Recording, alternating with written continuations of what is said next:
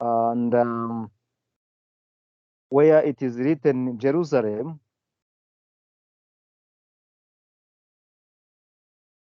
I will read Africa. Let's go on. For Zion's sake, I will not keep silent. For Africa's sake, I will not remain quiet till her righteousness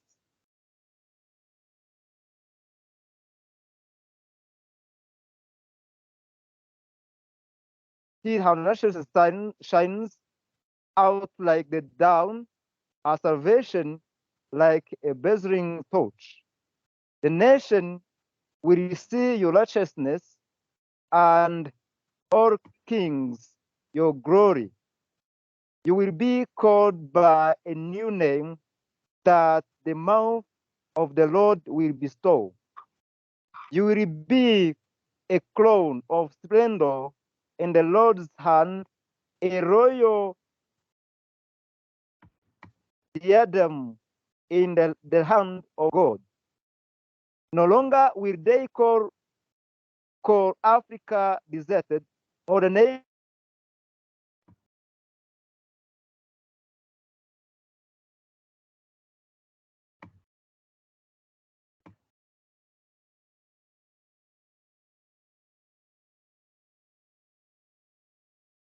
Seemingly, we lost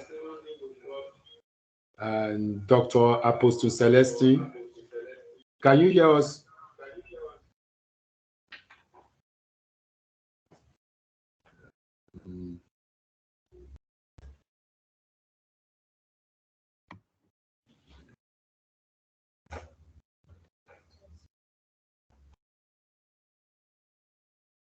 That is the problem of the network. You will be called by a name.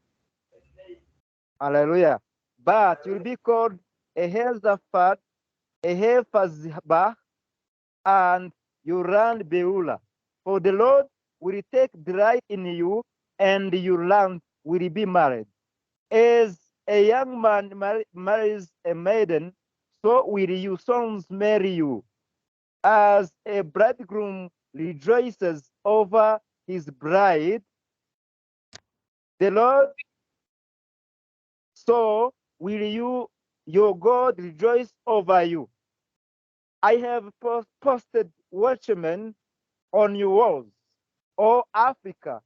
They will never be silent day or night.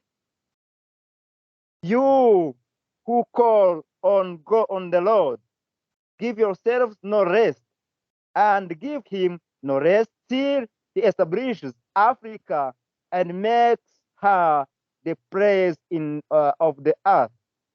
The Lord has thrown by his right hand and by his mighty arm.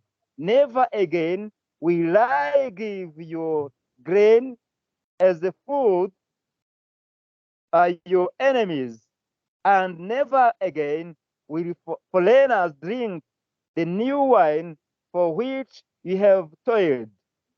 But those who have versed in it will eat and praise the Lord.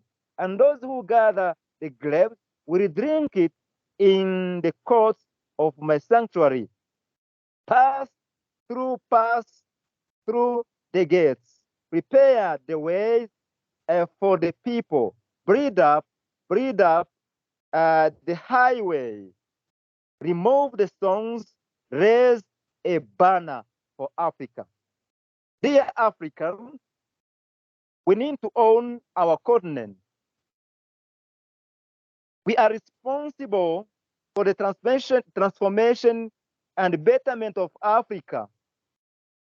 We are responsible through whatever kind of platform, and it is not through not only through Christian organizations that are here presented by different platforms, especially by the church, but we will also be responsible through different platforms and through the church as God's kingdom agency the church is responsible for the transformation of Africa in whatever form, because the church is there to be the right.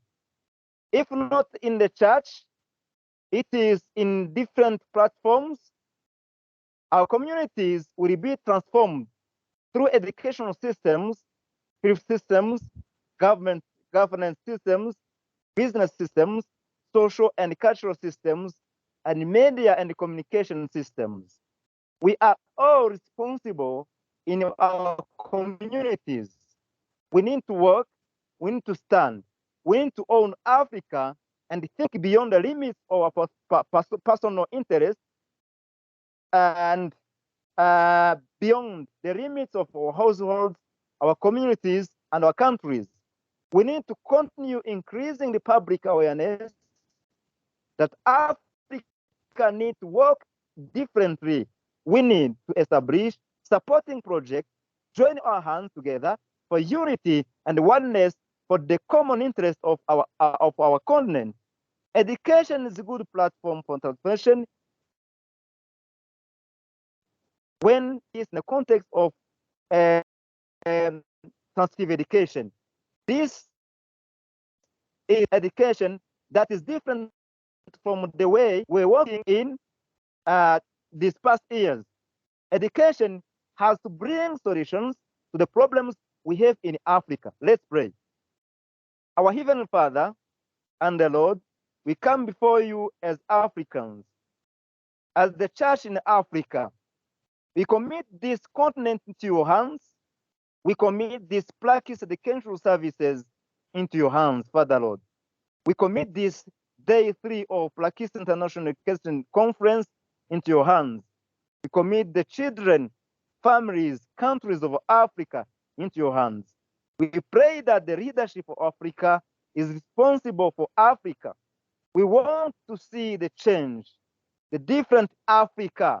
We want to leave good legacy for next generation. Thank you, Lord. We pray in Jesus' name. Amen, amen, and amen. Thank you. Amen. Thank you. Amen. Amen. Amen. Amen. Thank you, Dr. Celestin. Dr. Apostle Celestin. We thank you for that prayer, and may the Lord might be with you. And colleagues, thank you very much. We appreciate everyone. I will also still give the mic to Dr. Apostle Celestin to introduce some dignitaries that are here, especially from Review World University and the partners and the university chancellors. I could see University Chancellor, Vice Chancellor from Benin Republic, and the host of others. Can you quickly introduce them to us, Dr. Celestin? Yeah, thank you, Honorable Sim. Here present, we have the founder and Vice Chancellor of International University of Management and Administration from Benin Republic, Professor Jacques Edjiro Quinto. We also have here representing Greenbuild University, Reverend Dr. Banza Joseph, the Dean of Faculty of Theology and Biblical Studies from Rwanda. We also have Mr. Enoch Idrissa Sanzurimo. He is the Secretary of Greenbuild University now in Kigali, Rwanda. We also have Bishop Jerry Kufuna, the representative of Greenbuild University in Zambia. Yeah, for now, this is the leadership that is representing those institutions. As others will join, we will be able to let you know. Thank you very much. Thank you. Thank you, thank you. You are all welcome. You are all welcome. We welcome you to this historic conference. Thank you very much, and thank you for joining this conference. We appreciate it in a great way.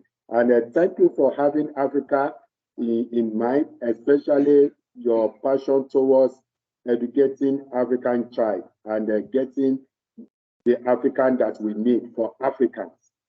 You know, we are all Africans, and we should be able to get the African that we need for Africa. And we appreciate everything that you are doing in that space. Thank you very much. I also have the honor to also introduce among us is the president of African Christian Democratic Party, our Honorable Reverend Kenneth Moshoe. He was the one that opened the conference on Monday. He's a member of Parliament in South African Parliament. As a matter of fact, one of the longest serving parliamentarians.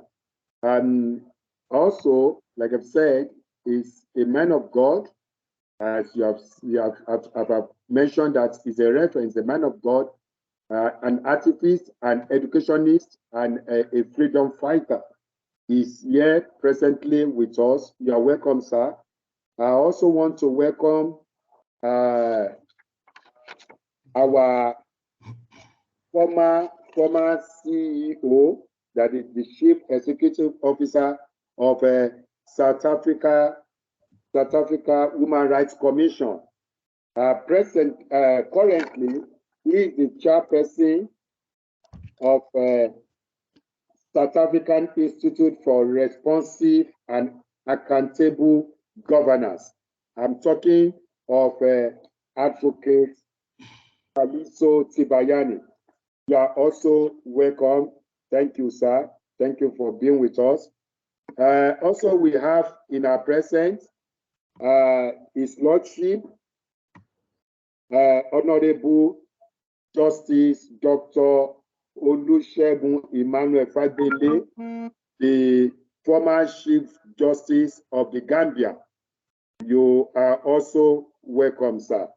And as others join, we'll be recognizing you. All the men of God that are here as well, the professors, the academia that are here, I will be mentioning your name as I received from our admin.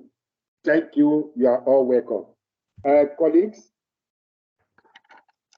today is the third day of our conference, and like I've said, all our presentations, everything that we've been doing from day one, they are all in our social media. If you go to our YouTube have been getting a lot of comments, and as well as viewers.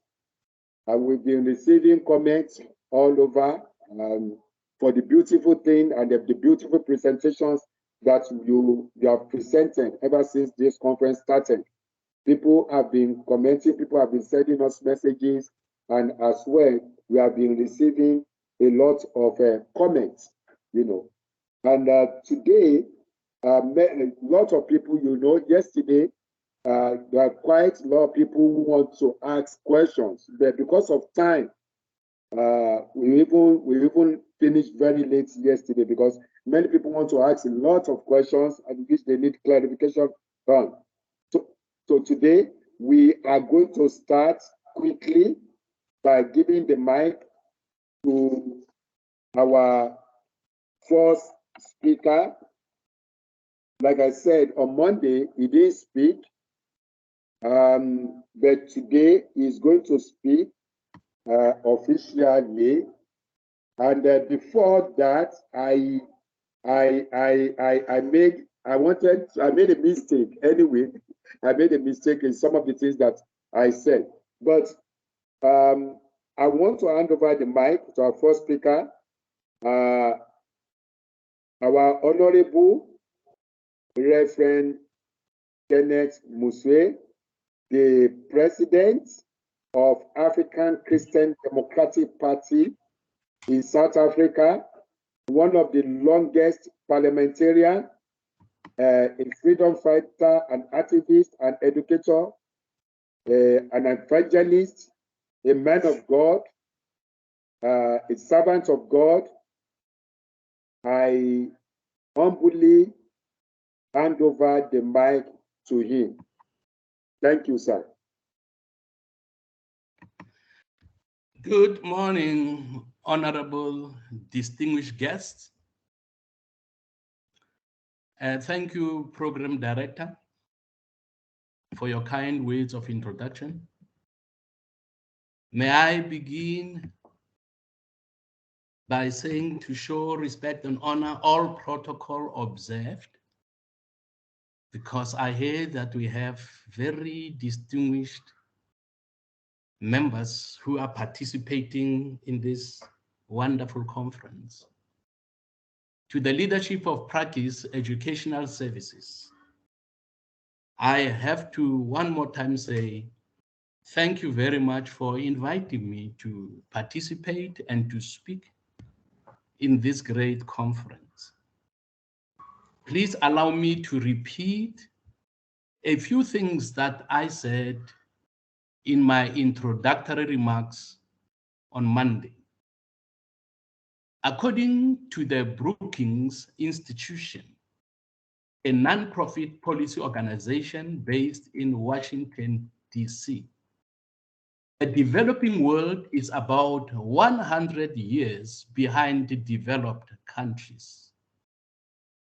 If one looks at the average number of years in school and levels of achievement, it is a challenge to me to hear that we are behind. And having been an athlete in my younger days, I know how to strive to move from behind to the front. So rather than this statement depressing me, it motivates me. And I pray and wish that we all be motivated. We all be challenged to move from what they say 100 years behind the developed countries and move to the front, because all things, I believe, are possible. What it has been said by this Brookings institution might be true today, but it does not have to be like this forever. We as Africans must formulate strategies to change this narrative. If developing countries are said to be 100 years behind developed countries, when are we going to bridge and narrow that gap? Because it must be narrowed. We cannot allow this to be a permanent status of Africa. We have to catch up and we have to overtake. Our mindset and attitude must change. That's why I say we have to catch up and overtake. Our confession about the continent of Africa being poor and being unable to match and compete has to change. We have mineral wealth that God has given us for good reasons. And I believe these reasons include Africa becoming a blessing to the rest of the world. And maybe on this, I must say thank you to Dr. Celestin for that prayer and those kind words encouraging us to take responsibility. If our forebears have not done much, or wherever they left or dropped the baton or the torch, we must pick it up. We must pick it up and start talking about changing the fortunes of Africa. There has to be a willingness among African leaders to fight for our economic emancipation. We have political freedom, even though in some countries limited. But when it comes to economic freedom, Africans still have much to do particularly looking at the challenges facing us. I now want to propose that we all go on YouTube and search the name of Dr. Howard Nicholas, who is a senior researcher and lecturer in economics, and listen to what he says about Africa, which shocked me. When I heard what this man said about Africa, it shocked me. In one of the videos you'll find there, you'll see him addressing the International Institute of Social Studies on the subject of underdevelopment in Africa. Among other things, he said the following, and I'm going to quote him. Africa historically has been fundamental to the prosperity of advanced countries. Africa has a role to play as a raw mineral producer. Now, this is a shocking statement he made. We will not allow sub-Saharan Africa to escape that. They want us forever to be raw mineral producers. And goes on to say, we will do everything to keep sub-Saharan Africa where it is and also impoverished. It is absolutely vital for the prosperity of everyone else. All the economic structures, all the global institutions and the economies we teach everyone, it is all designed to keep Africa where it is. He says the economics that is taught to Africa is designed to keep Africa where it is. He continues to say, whether it is in the US, Europe, or China, it is always the same. Yes, continually. We need Africa to be impoverished because we need those raw materials and we need them dead cheap. That's the message. It doesn't mean that there is nothing Africans can do. If Africa does something different, I assure you that living standards of all those in Europe and North America and Asia is going to fall. And that is a big price to pay. Ladies and gentlemen, it is an economist speaking to ensure that the living standards of those in Europe, North America, and Asia do not fall or do not drop. Africa must be kept where it is. It must remain impoverished. He continues to say, I can assure you that the West is not going to allow that without a big fight. The doctor continues to say, we are part of the producers of ideology in universities, academic institutions. We are complicit in this whole enterprise. The job of many academic institutions is to convince Africa that they have to keep doing what they are doing and to show them that it is your fault that you are poor. It is not our fault. Can you imagine?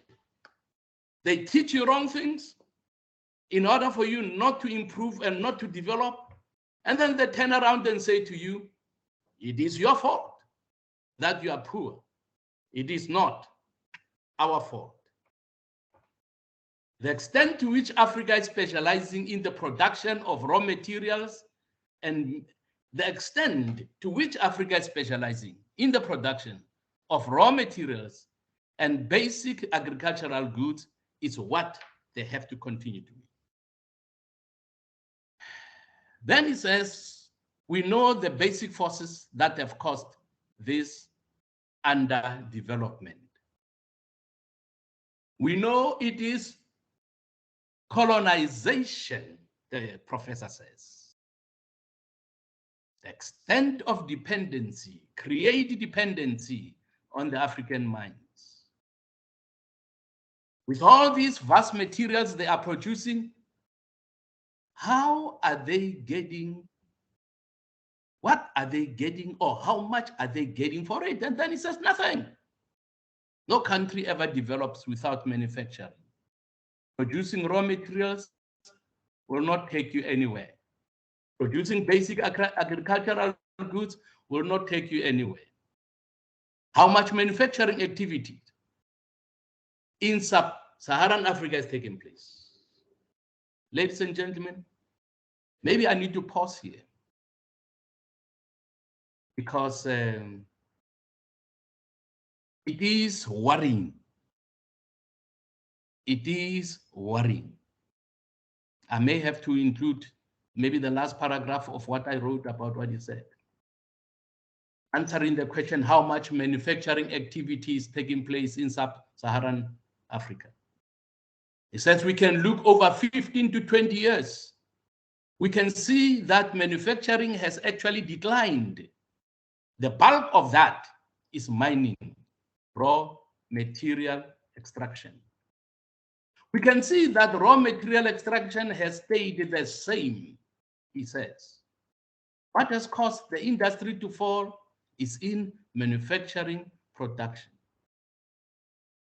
And he says this is deliberate. This is deliberate. Africa, African professors, African doctors, we are being lied to. It is time that Africans look to Africa. Africans look among themselves. Africans look inwardly for Africa to change. Those who are not Africans don't have the interest that Africans has. That is why Africans must start coming together, working together, uniting, and believing that they can do it. Now, the professor, let me maybe conclude with what he was saying. This is deliberate because we will never, as Western countries, as Western policymakers, we cannot afford to allow Africa to industrialize and start producing manufacturers. We will do everything to stop it. And then he says, I will show you how we will stop them. And obviously, I'm not going to go into that. But I just want us to know that we have people who are strategizing on how to keep Africa where it is.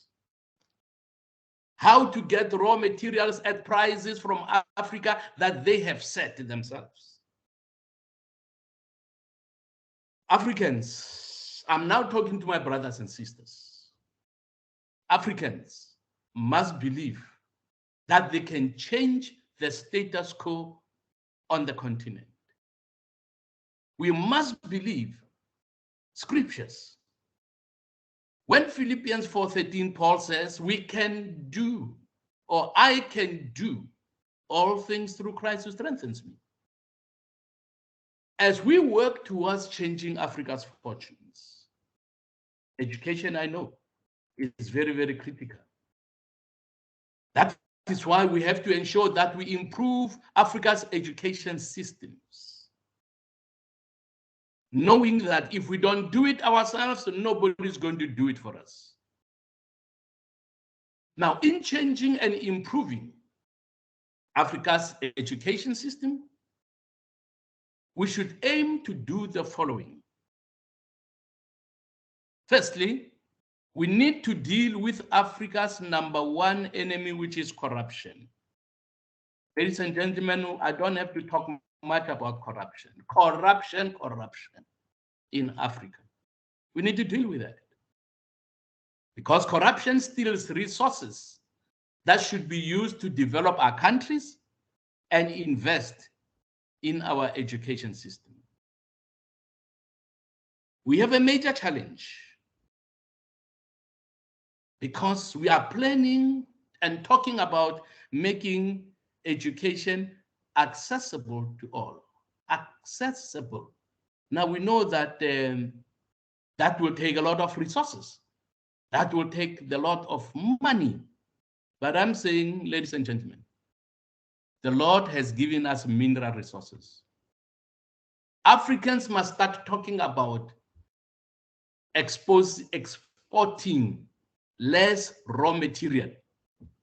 We need to start to beneficiate and export finished products. Because when we do that, abundance will come to Africa so that Africa will be able to pay for the education of our own children. We want to make education accessible to all. Many believe that Africa is the greatest continent on earth. It is the wealthiest continent on earth. I saw some statistics the other day, and these statistics were given by a great woman of Africa. It says, obviously, in the beginning, Africa is a continent of 54 sovereign states. And we are, as Africa, having 17% of the world's population. Our oil output, global oil output as Africa, is 9.6%. Africa has 90% of world's platinum supply. Africa has 90% of the world's cobalt supply. We have 50% of the world's gold supply. Africa has 75% of the world's manganese. We have 35% of the world's uranium. We have 75% of the world's cotton. Ladies and gentlemen, we have much that we can offer the world. Noting that there are those who are saying we will not allow Africa to develop. If we together choose we are going to go ahead regardless of what economists in Europe are saying, nothing can stop us. I want to remind you as I close that there was a man, because I'm a Christian, obviously I refer to the scriptures, what I think would be relevant to our discussion. There was a giant who believed he was above everybody's ability to conquer him, by the name of Goliath. Whenever God's people saw Goliath, they would run in fear and in panic. Until a young boy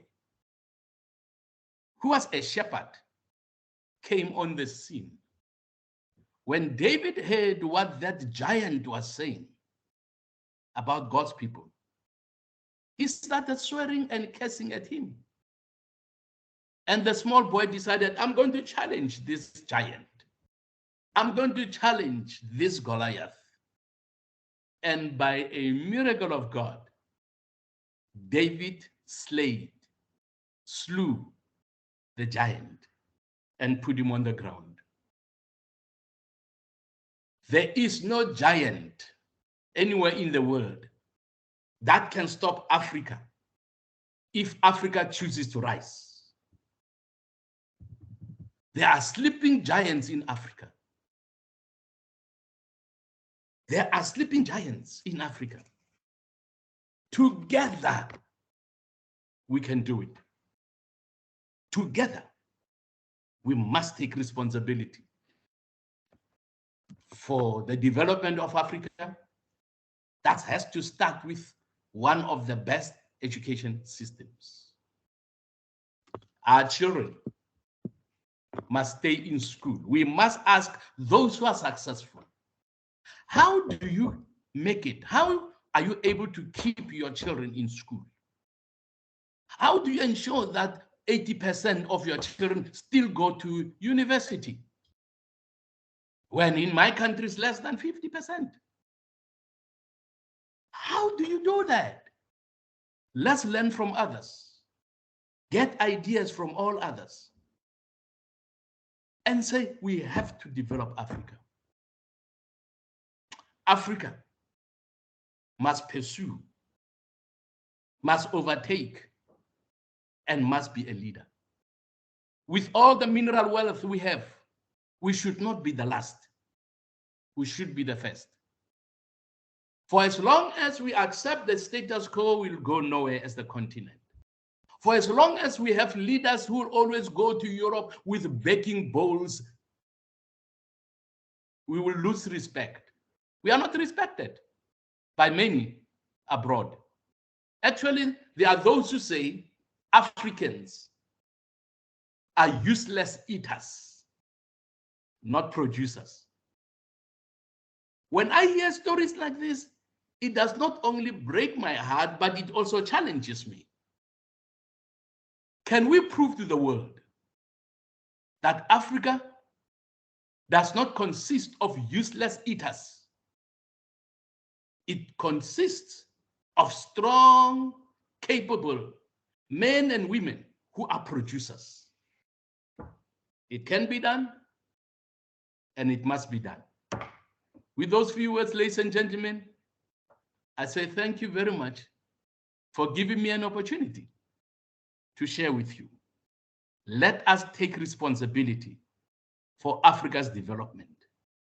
Let us take responsibility for improving our educational systems so that our children who want to have good education, they should not just think about going to Europe, going to America, going somewhere else, because Africa does not have good education. We must change that narrative.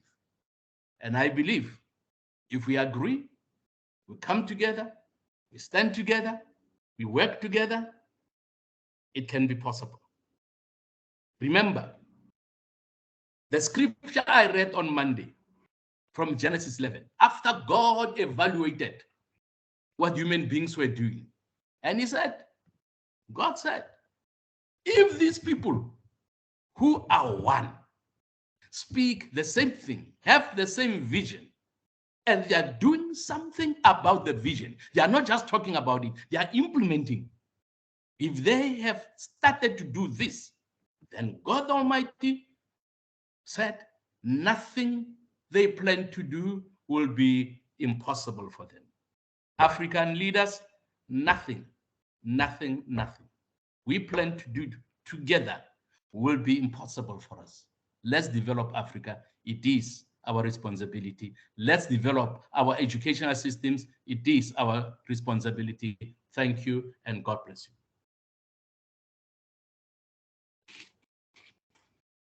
Thank you very much, my honorable. Let us develop Africa. Let us improve Africa. Let Africa be for Africans. The words of my leader, by the way, is my spiritual and political leader. You must understand, very passionate about Africa. He is a man of honor and integrity. A man that at any time you can rely on. A man that will not disappoint you. Is one of the backbone of PRAKIS Educational Services, not only in South Africa, but in the whole of African continent. We appreciate you, sir, and we appreciate what you are doing for African children. We appreciate what you are doing in our country, in our continent. By the way, he was one of those who fought against any against the government forcing us to be facilitated in the COVID-19 vaccine.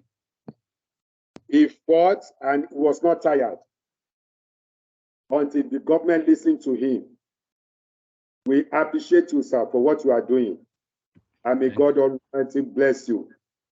Thank you. Thank you, sir. Thank you. I shall be introducing the next speaker,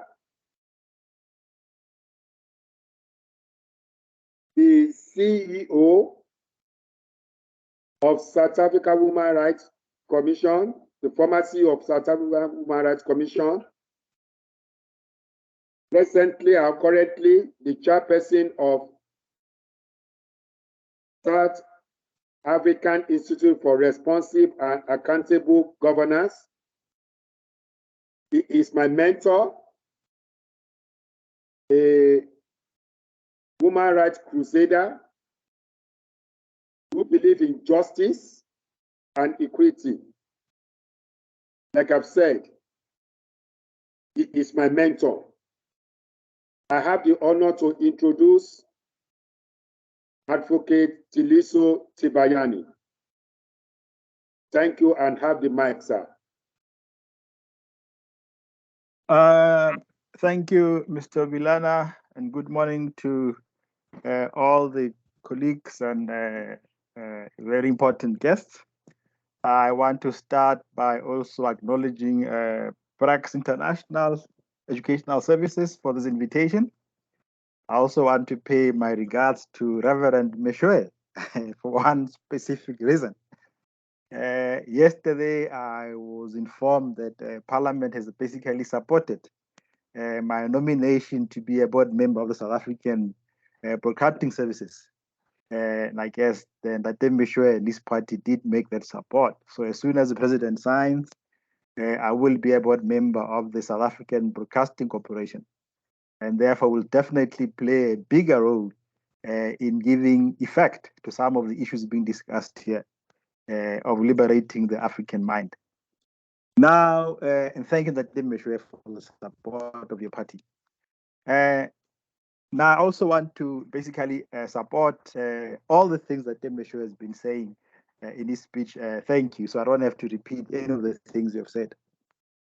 And since I'm speaking to believers, I want to start by saying that, from a scriptural point of view, the suffering of African people is definitely a sin, not what God wanted, because God is God of love, and love means all his people must be have a good life as intended. And therefore, it is a sin which we have to fight. And we do understand what is the source of the sin, and is what Moshoe has been pointing out. The greed of others, which led to enslavement of African people, the colonization of African people, and the continued exploitation of Africa's minerals, as well as the corruption of our leaders in order to maintain the status quo, so that at least, a continent which is actually the richest in terms of mineral wealth and everything else. That Moshoe also forgot to mention that Africa has 60% of the world's most fertile soils in the world. We can actually be the breadbasket of the world as far as food is concerned. However, because of this sin led by greed, we're unable to basically maximize our potential and lead the lives which God would want us to live. There's a song which I'm sure you all know, that if you believe and I believe, Africa will be saved. Now, the word belief is very important because it speaks to the mindset. It also speaks to the role of education, which we're talking about here, and how we transform that educational system. I want to start by referring you to a quotation from Ngugi wa Thiong'o in 2006 in his book, Wizard of the Crown. And I'm really wanting to premise my discussion on this belief that if we believe, Africa can be saved, and education has a major role in that belief. And I guess the lack of our belief through the education system we've received helps for the status quo to be maintained.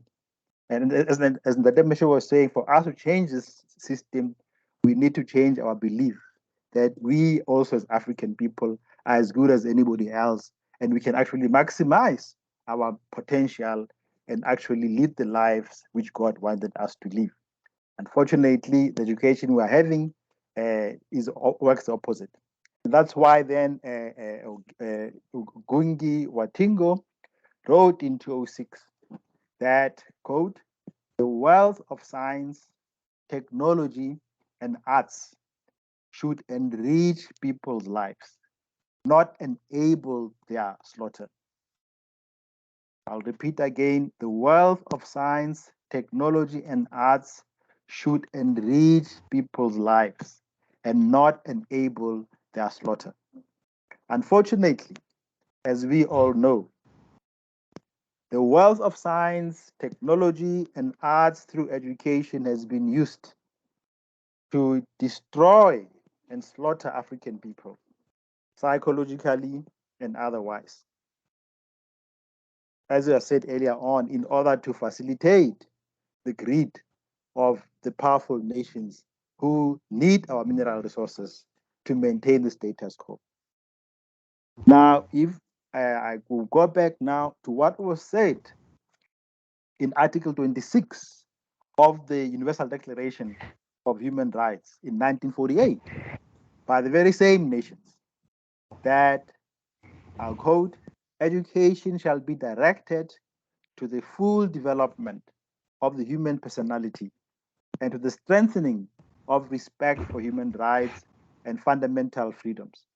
It shall promote understanding, tolerance, and friendship among all nations, racial or religious groups, and shall further the activities of the UN for the maintenance of peace, close quote. This was 1948. But we all know, since most of us are involved in the educational system, what has been going on up until now, that education is being used to deny us as African people what the benefits of education are. And of course, education has also been, those who are motivated by greed have also used our own people to give a wrong education, which is actually contrary to what Article 26 of the UN Declaration of Human Rights has pointed out. Now, I also then want you to refer again to what Thomas Sankara said many years ago about the colonial system and its impact on our educational system. He said in his speech in 1983, in essence, neo-colonial society and colonial society do not differ in the least. Thus, we saw the colonial administration replaced by a neo-colonial administration identical to it in every respect. The colonial army was replaced by a neo-colonial army with the same characteristics, the same functions, and the same role of safeguarding the interests of imperialism and its national allies. The colonial schools were replaced by neo-colonial schools which pursued the same goals of alienating the children of our country and reproducing a society fundamentally serving imperial interests and secondary serving imperialism, local lackeys, and allies. That was Thomas Sankara. Then my other quote, which I also want to refer you to, by Martin Luther King, which was made many years ago as well, in 1963. In his speech, Martin Luther, in his speech, I Have a Dream, Martin Luther King said the following: there will be neither rest nor tranquility in America, and I will add Africa, until the Negro is granted his citizenship rights. The whirlwinds of revolt will continue to shake the foundations of our nation until the bright day of justice emerges. Close quote. The status quo in our country and the world today pertaining to African people is completely unjust. And education has been used to maintain the status. And up until justice happens, the whirlwinds of revolt will continue in Africa and elsewhere. And therefore, it is very important that those of us who have an opportunity to restructure the education in all its sense, from the church, from the homes, to primary schools, to universities, to what happened in parliament, because as I was saying, if we believe, and I believe, Africa can change and will be saved. That belief, the state of mind. So education basically changes our mindset from either a positive state to a negative or vice versa. So it is very crucial that we ensure that the educational system in our country, in its all levels, is indeed aligned to what we've said. Now, there have been a number of people who have talked about colonial education and its impact. One of them is Rodney, one of them is Carter G. Woodson. In his book, Miseducation of the Negro.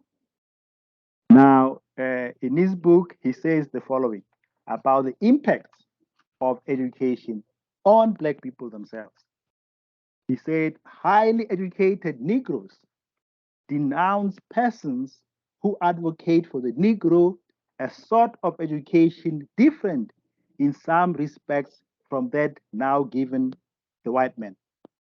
Negroes who have been so long inconvenienced and denied opportunities for development are naturally afraid of anything that sounds like discrimination. They are anxious to have everything the white man has, even if it is harmful. The possibility of originality in the Negro, therefore, is discounted 100% to maintain a nominal equality. If the whites decide to take up Mormonism, the Negroes must follow.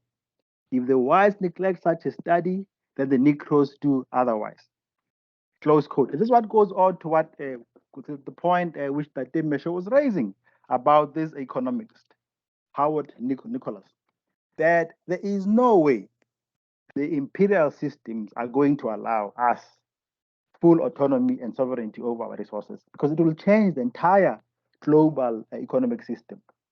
Let's just take, for example, the cocoa industry.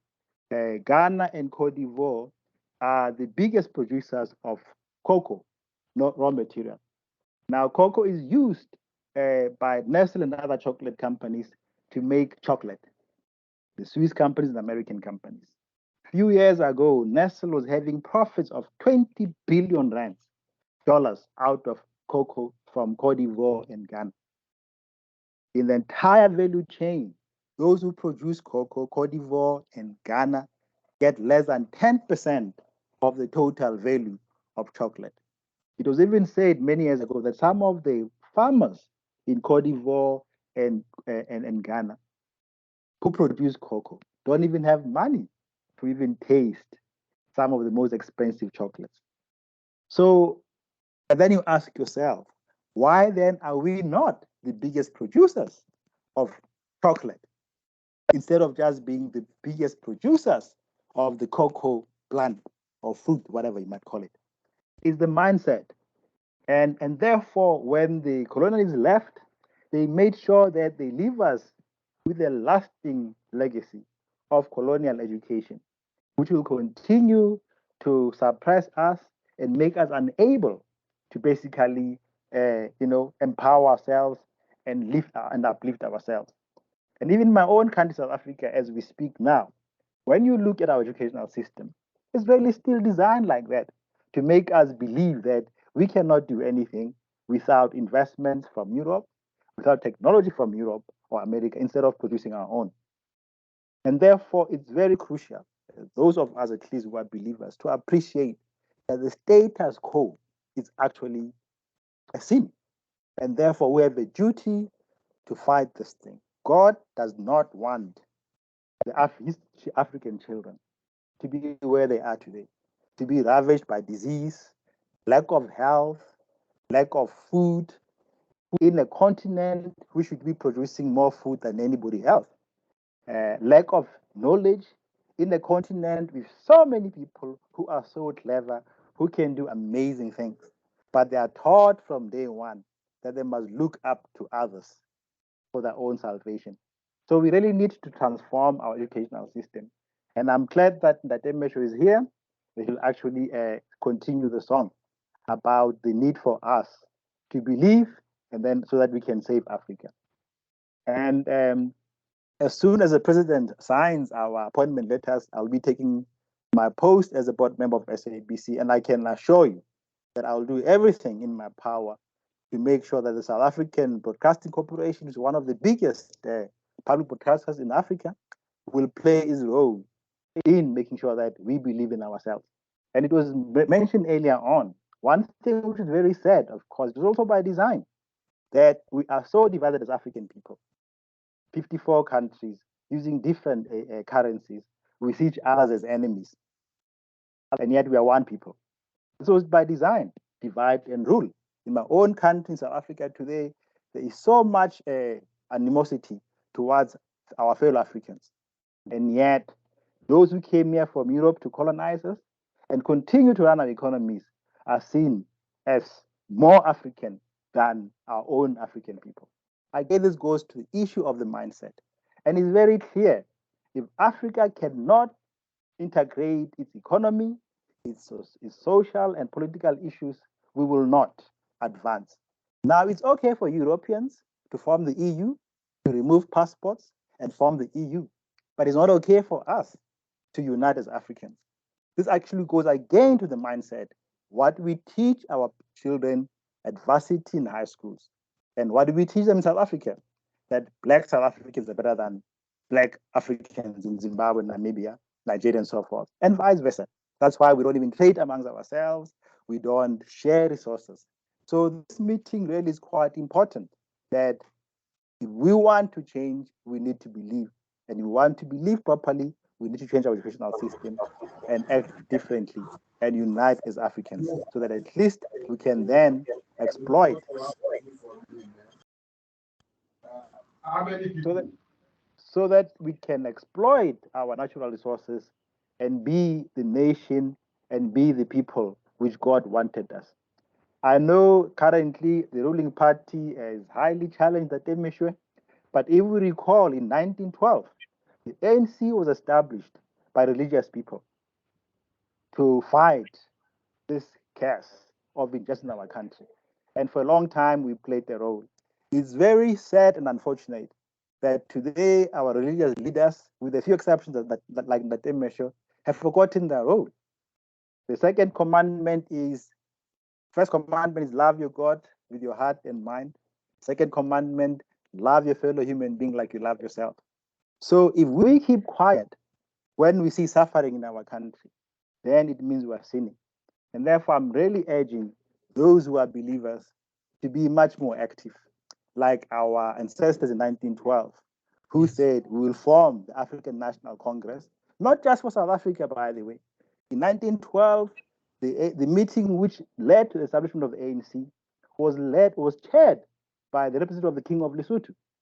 The paramount traditional leaders in Southern Africa actually were part of the ANC. We've even forgotten that. We think ANC was only for South Africans. It was never for South Africans. It was for all of us. That's why it was called African Native Congress, to liberate Africans from colonization, and so that we can at least be the kind of people which God wanted. That's why the first president of the ANC was a Reverend Dube.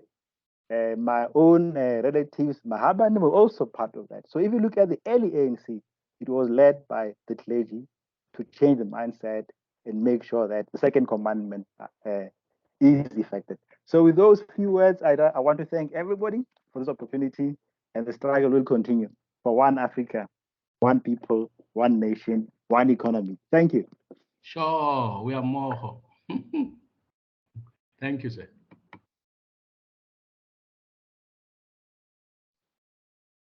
Thank you very much. Thank you very much, sir. Thank you. Advocate Thipanyane, like I've said, is my mentor, a human rights crusader, and he has fought a lot of battles for me here. Thank you. Thank you. Like you said, and education change our mindset. Our mindset needs to change, and we need to change it fastly. Not tomorrow, not next week, not next month, not next year. But it needs to change now. The same goes according to the presentation presented by our Honorable Reverend Moshoe when he talked about the Goliath. We can defeat the Goliath, as he said, and God has given us the power to defeat the Goliath because we have everything in Africa. Thank you, Honorable. Thank you for that presentation. We appreciate you, sir. Colleagues, before I will open the line for question and answer, I will quickly request one of our women in the industry to also present a paper, the role of media in the education. She's going to present that to her today. I'm talking about Mrs. Olusola, the MD of Bluelines Communication, Nigeria Limited. Ma'am, I give you the mic to make your presentation in 30 minutes. Thank you.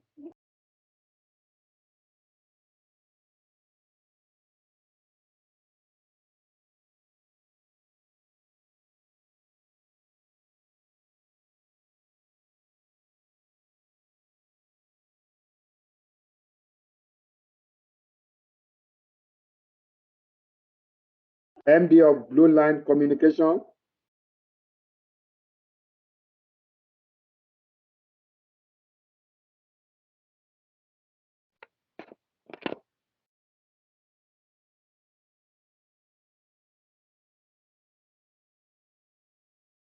Okay.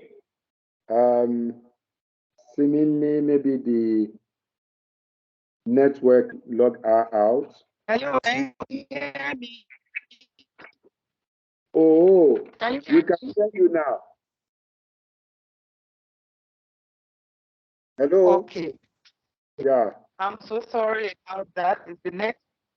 Yeah. Okay. Good afternoon. Sorry. Good morning, ladies and gentlemen. Yeah, you can put on Permit me. you can put on the camera so that we can see you, ma. If you don't mind.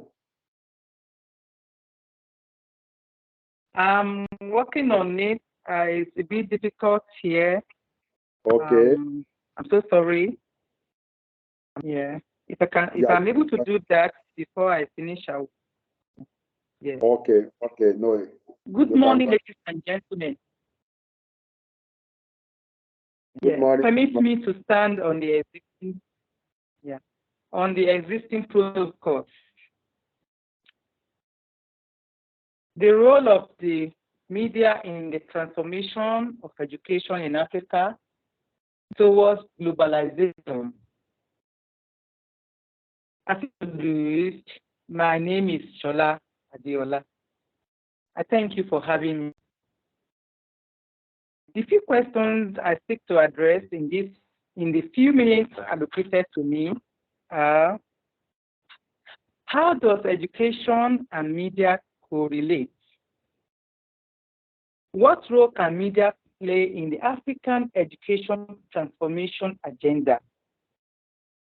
What are the advantages and disadvantages of media involvement in African education transformation. I believe that my topic revolves around these questions. I thank PRAKIS for igniting African education transformation movement. It is time to act.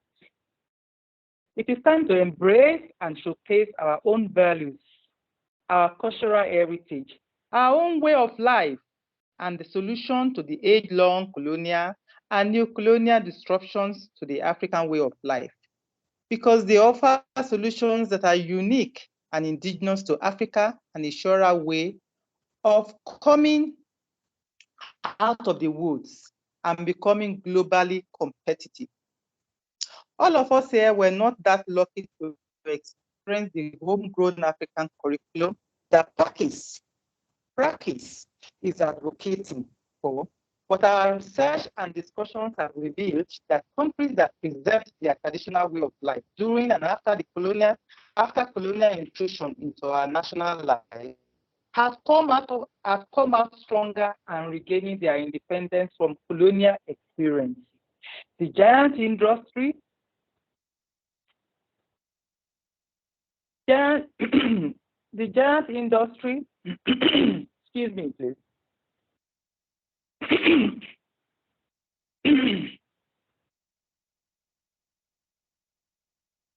The giant industry in economic progress, like India, Russia, and others, permit me, will have enjoyed are undeniable and second to none. The European nationals that overran and occupied the Red Indian Territory in America.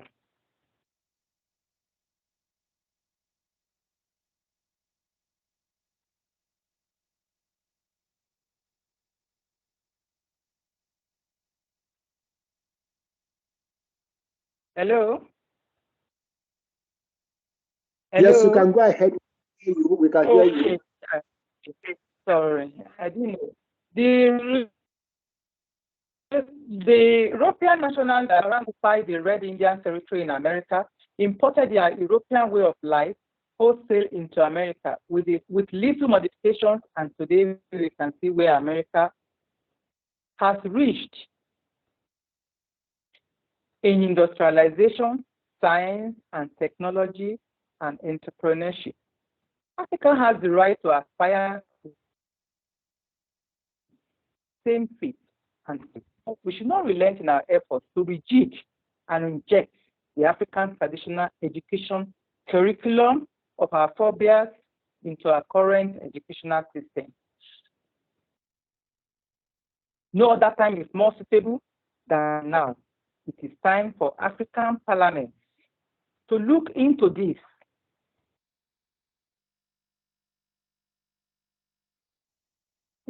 issue and enact laws at continental to be adopted at national levels to promote and institutionalize the type of curriculum that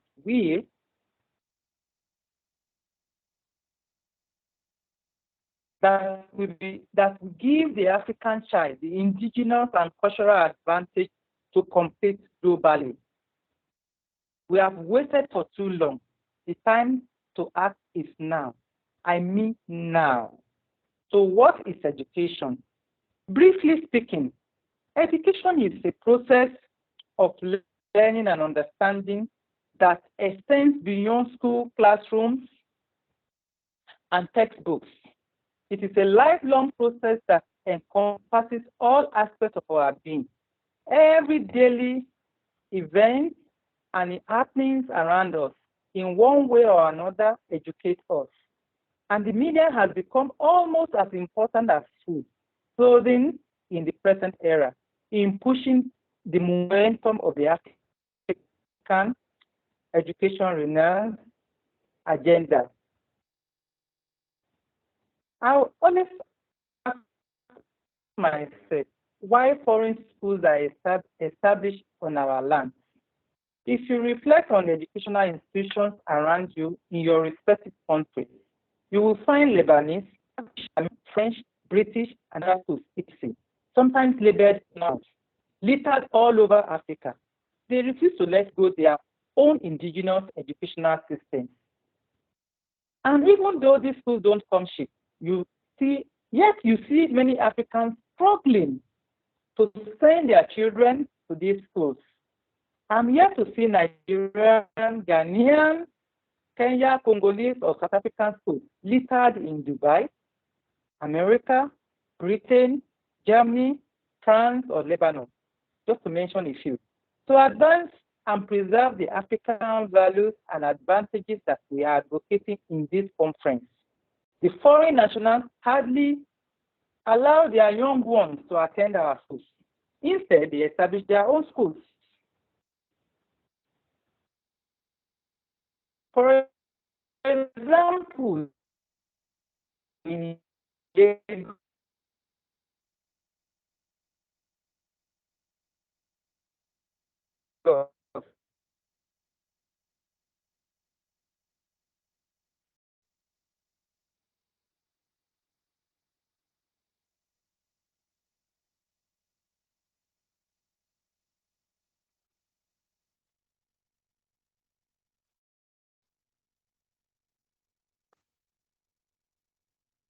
We understand the problem of Western network. part of Nigeria, we have Indian schools, Lebanese schools, American international schools. Till date,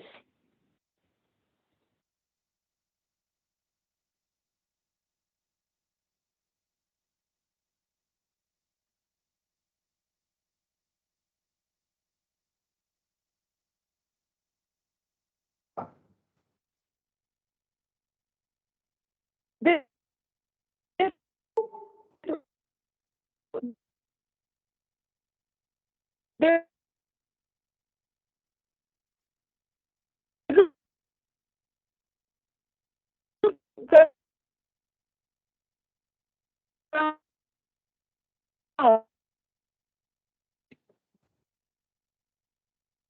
I think that we need to give the MD of Blueline Communication some time to fix the gadget because we don't hear her. If the gadget is fixed, can you indicate so that you can continue, ma'am? Second-class citizens by not allowing their children to attend our own school. Can there be anything for establishing this school other than the value advanced that they are all together?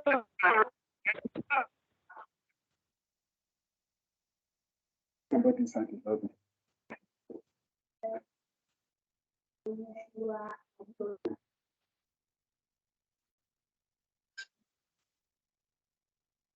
Hello?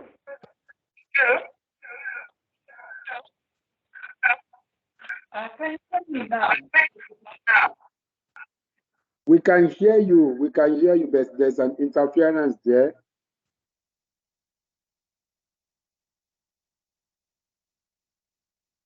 Okay, while we await the MD of Blueline Communication to fix the gadget, I want to post one or two questions to our last two speakers. Fortunately, we have a leader of the parliament in our midst, Honorable Reverend Moshoe, not only a politician, as well as a spiritual father, a man of God, and we have the woman right crusader, advocate Tseliso Thipanyane. I want to pose this question, and as well, the Chief Justice, the former Chief Justice of the Gambia is here. The question, we posted it yesterday, but seemingly we are unable to have an answer. I also want to recognize the presence of Professor Joshua Felanta, who represents the President of the Republic of Malawi. The question that I want to pose, and I believe the last two speakers and the law experts in our midst will be able to assist. The question is this: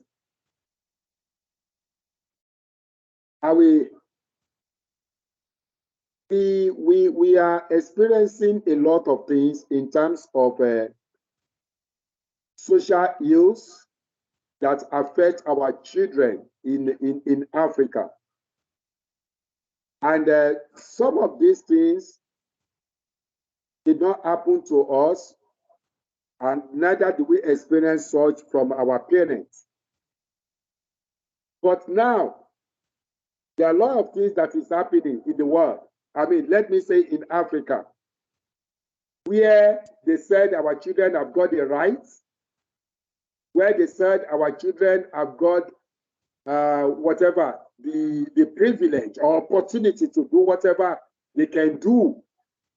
When you reprimand them, they said you shouldn't do that. It is against the law, it is against the policy, all sorts of that. Now,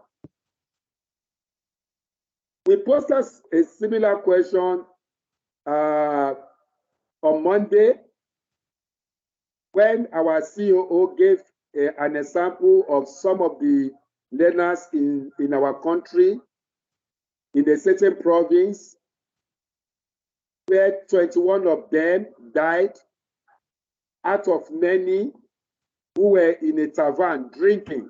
We are talking of underage children. And the question we posted was that who is supposed to be blamed? The parents, the government, or the society? Now, we can also look at it. Is it the law or the policy?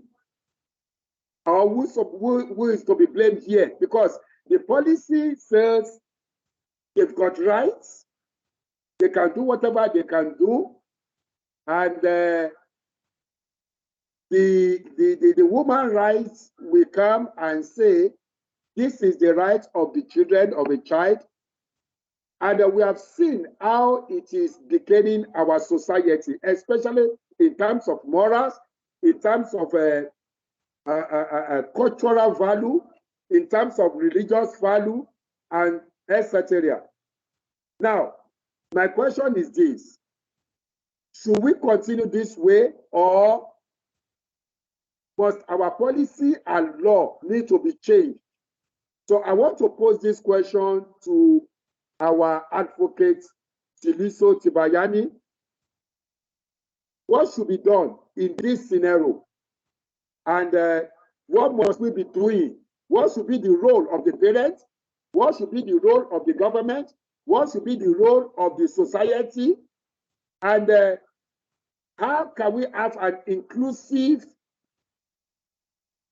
society, crime-free, where the children are not abused and they don't also abuse the parents? So what should we be doing going forward, sir? Thank you. Thank you, Mr. Obilana. And I won't cheat you and hide behind the second commandment. That would be easy. As a lawyer, let me start with the theory of social contract and the role of families. So basically, families are the building blocks of society.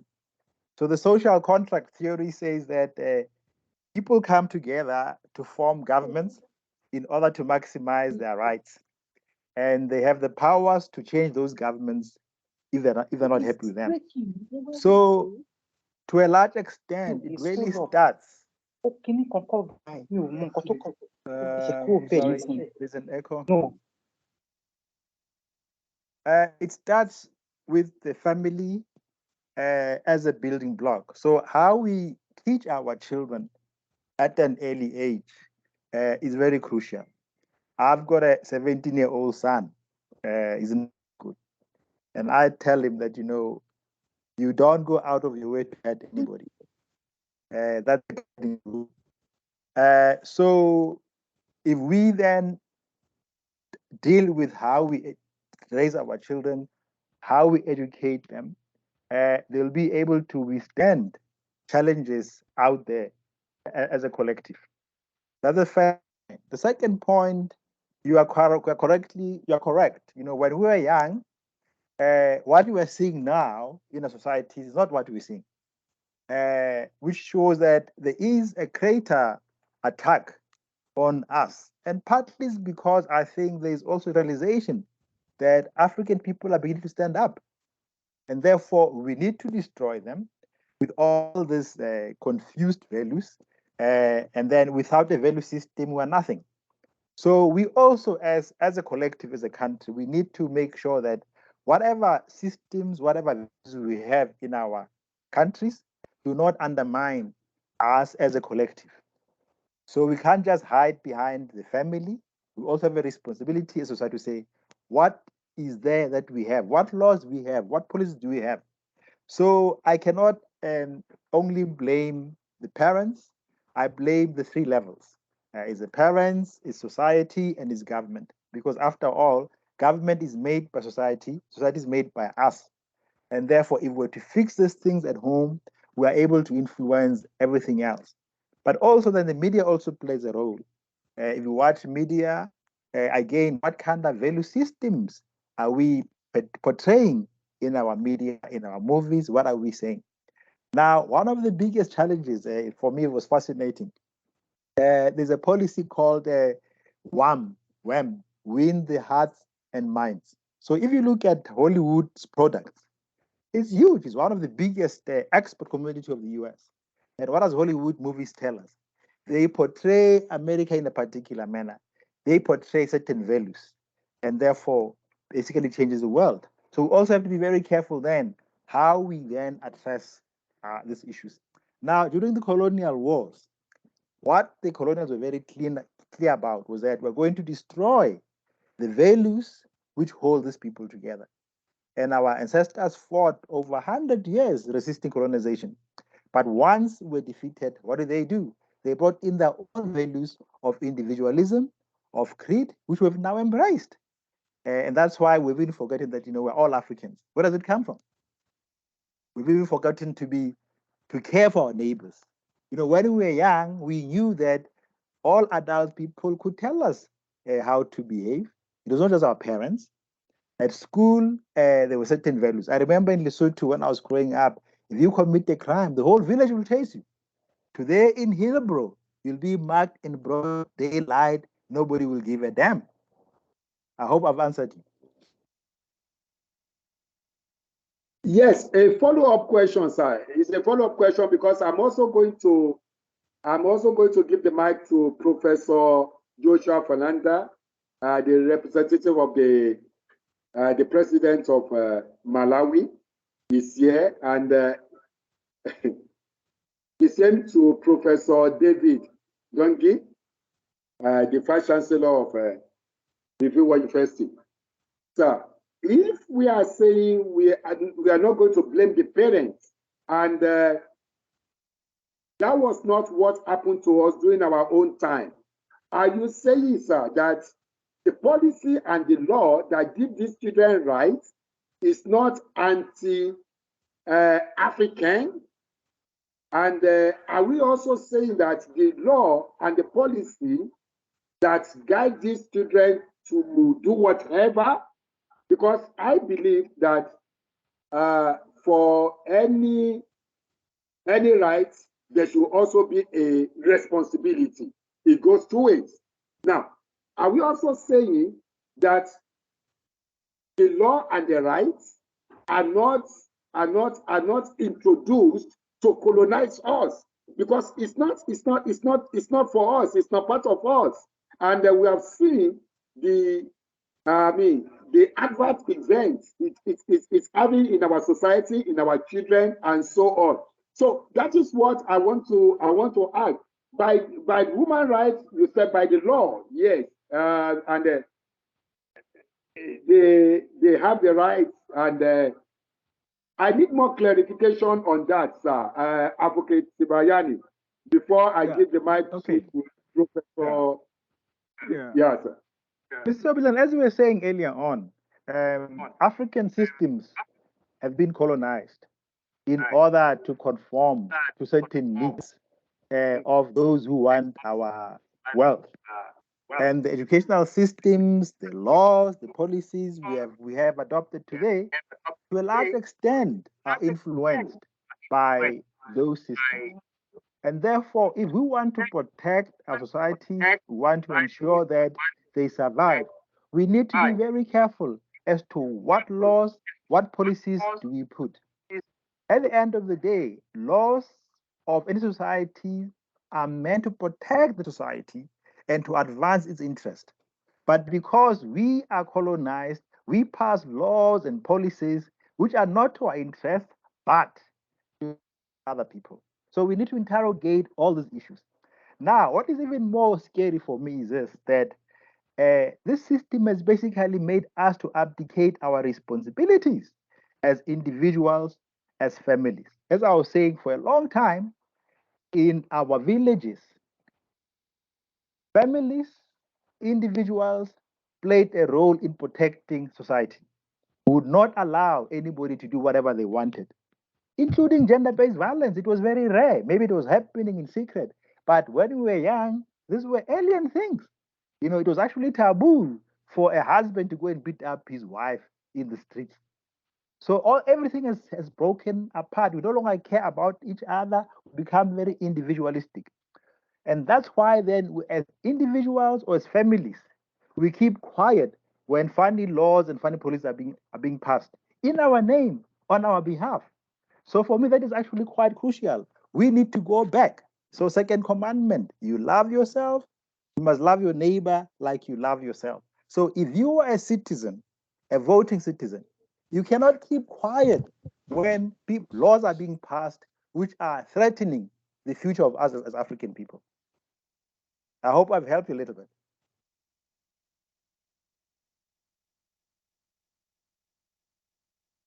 Thank you, sir. I can let me allow others also to contribute, but let me quickly recognize Mr. Shuku. Let me give the mic to you, sir.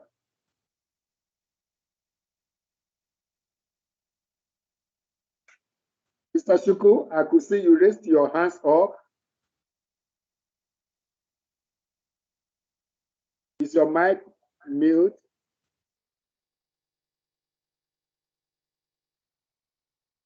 Okay, maybe before I come to him, Professor David Gangi, you wanted to say something, sir. Okay.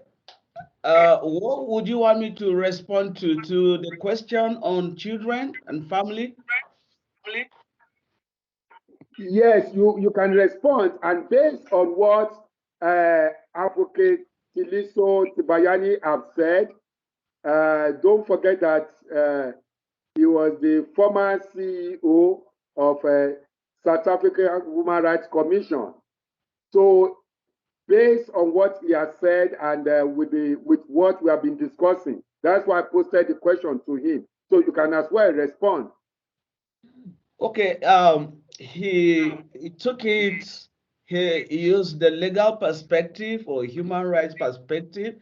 Now I'm going to look at it based on the generations, the different generations of our youths nowadays, our children and our youth.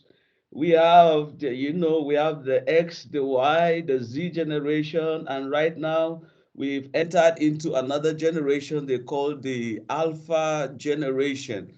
All these new different generations come with their complexities. They come with their different social makeups, and the demand for this the Y, Z, and the Alpha generation, that is the screen generation, is that they pick a lot of things from all over the world because it's a global village now, and they pick a lot of things from other cultures, other societies, and why it's making our making it so difficult for us is that they want to see it implemented. They connect with other friends from all over the world who talk about their own context, their own society, their freedom, their laws, and everything that permit certain things that for us Africans, we see those things as out of place. We see them as, for example, disrespect, like suing your father, talking about in the name of rights. And so the globalization we've been talking about has come with its own challenges, exposing our children through social media to some things they learn, they pick from there, and they want to insist to make sure that these things are implemented even in our own African culture. But they are strange to our culture. Our culture has its own values. Our culture has its own definition of what we call respect, or what we call honor, what we call a place for parents, a place for children. But when they want to see it implemented, they don't look at the context. They look at the global system. And they ask in their mind, why is it done in America and our fathers here don't want to understand, or they don't want to accept the implementation here in Africa? So this has come with, it is coming to us at this point because in fact, that's what the stage we are in globally. We're developing global culture, global politics, global everything. The globalization is coming with its own challenges. But how do we handle that? I think for Africans, for African parents now, we need to learn how to reach this generation, because if you take them in your own thinking of your own generation, we will not be able to convince them or change them. So we must go a fishing at the terms of the fish, not the terms of the fish. I mean, your fisher. So what I mean by that is that we need to study this generation, their thinking, their social makeup, and see how we will better reach them, convince them, and make sure we pass the same values, African values, but in a method or in a way that they will understand. Because if we don't do it that way, we will miss that generation and they will rebel against us and we will end up missing them. So that's what I want to add to. It's really a dicey situation, but their time is a little bit different from our own time. We must approach it in that way. Thank you. Very dicey situation indeed. Very dicey. Very dicey, yeah. Yeah. And Mr. Asuna Chuku, can you hear me? You've been raising up your hand. Oh, yes, I can hear you. Yes, you can go ahead. Okay, well, in furtherance to what has been said, I just want to mention that, like I said yesterday, we need to discard the current system. We need to make a conscious effort to build a new system. And the system I'm talking about is something that has to do with stakeholdership. Now, I know that a word like jabocracy is not in the English dictionary. I coined that 11 years ago. You can go to jabocracy.blogspot.com. That's when I stopped writing about it publicly. And I have studied the entire world system. I have studied from democracy to socialism, and as a social innovator, I try to look at it from the African perspective. Where and what are we getting things wrong? And I decided that a new system needs to be built. I talk to my 5-year-old daughter sometimes, and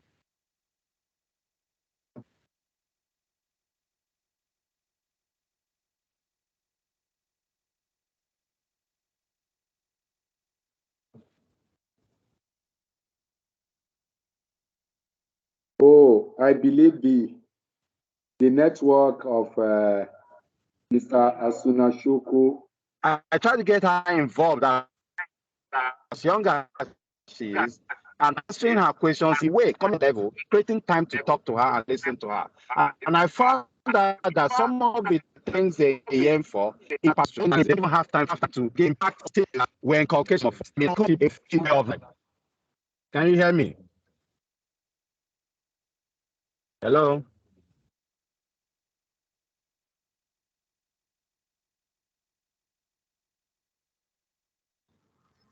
Hello, Mr. Chuku, you can continue, sir. We can hear you.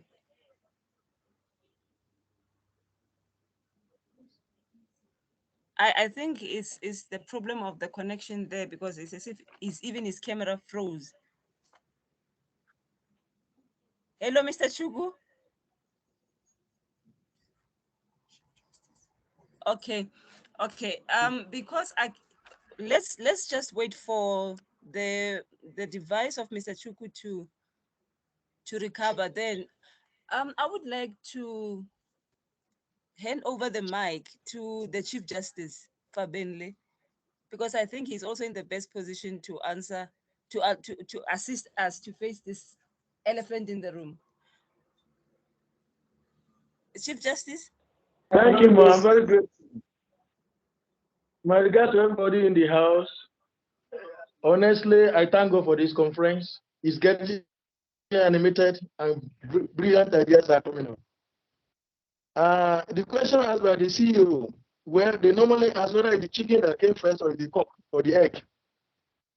But my answer is also, we are all responsible, we are all to blame.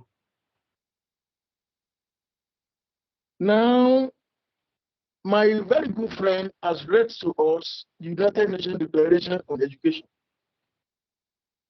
When you look at most African constitutions, the most powerful law in each of our countries, the right to education is not an enforceable right. It is made as policy guide.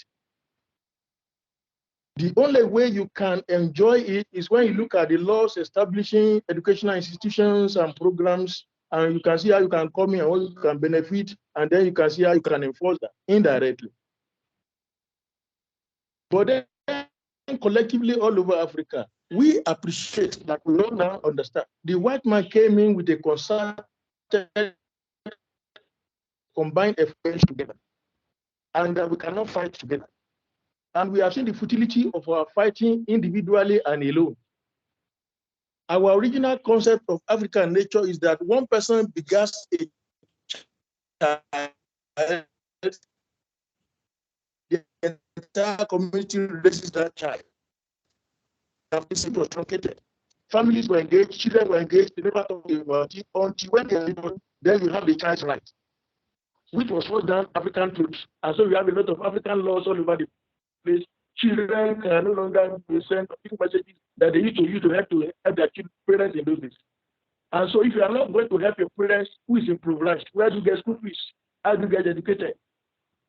If your parent cannot send you, can another person send you?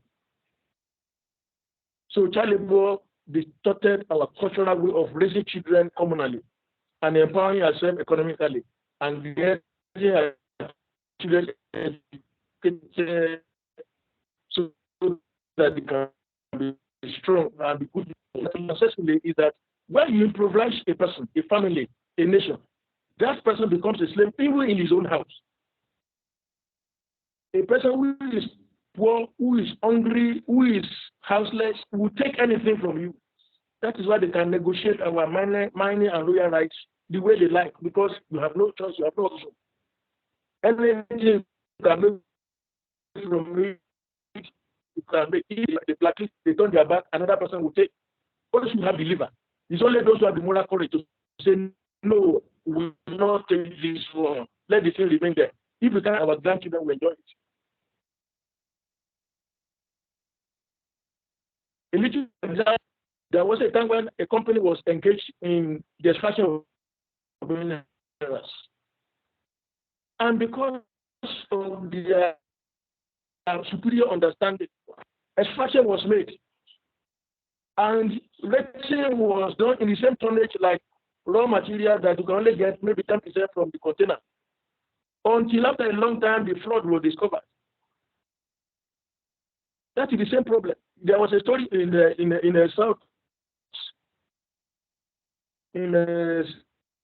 South Central Africa where a corporation was mining and agreed to pay royalty for over a period of years. And within a year, the money they were to pay for 50 years has been gained, and they were still enjoying the place. Why? Because there was no technology, there was no knowledge, there was no scientific knowledge and capacity for the locals to do their thing by themselves. So the more we learn, the more we realize our folly, the more we realize our handicap. The reason why this conference is saying, let us learn to fight together. Let us have a curriculum that can educate our children to get the content and the quality. And when they come out with the capacity that we need, they can be marketable anywhere on the African continent.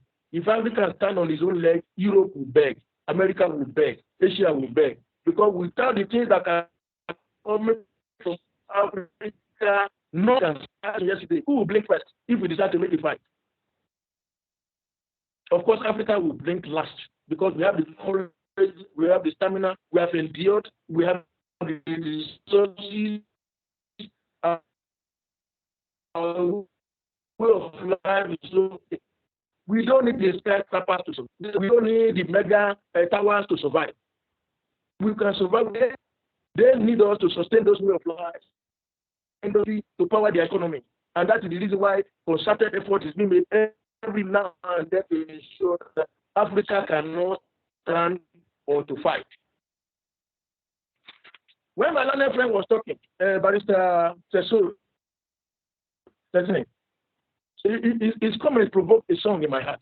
We've been singing that song here, but maybe I have the opportunity to make it global, continentally today. He said, if you can pray and I can pray, if you believe and I believe, Africa will be saved, Africa will be great, Africa will be great.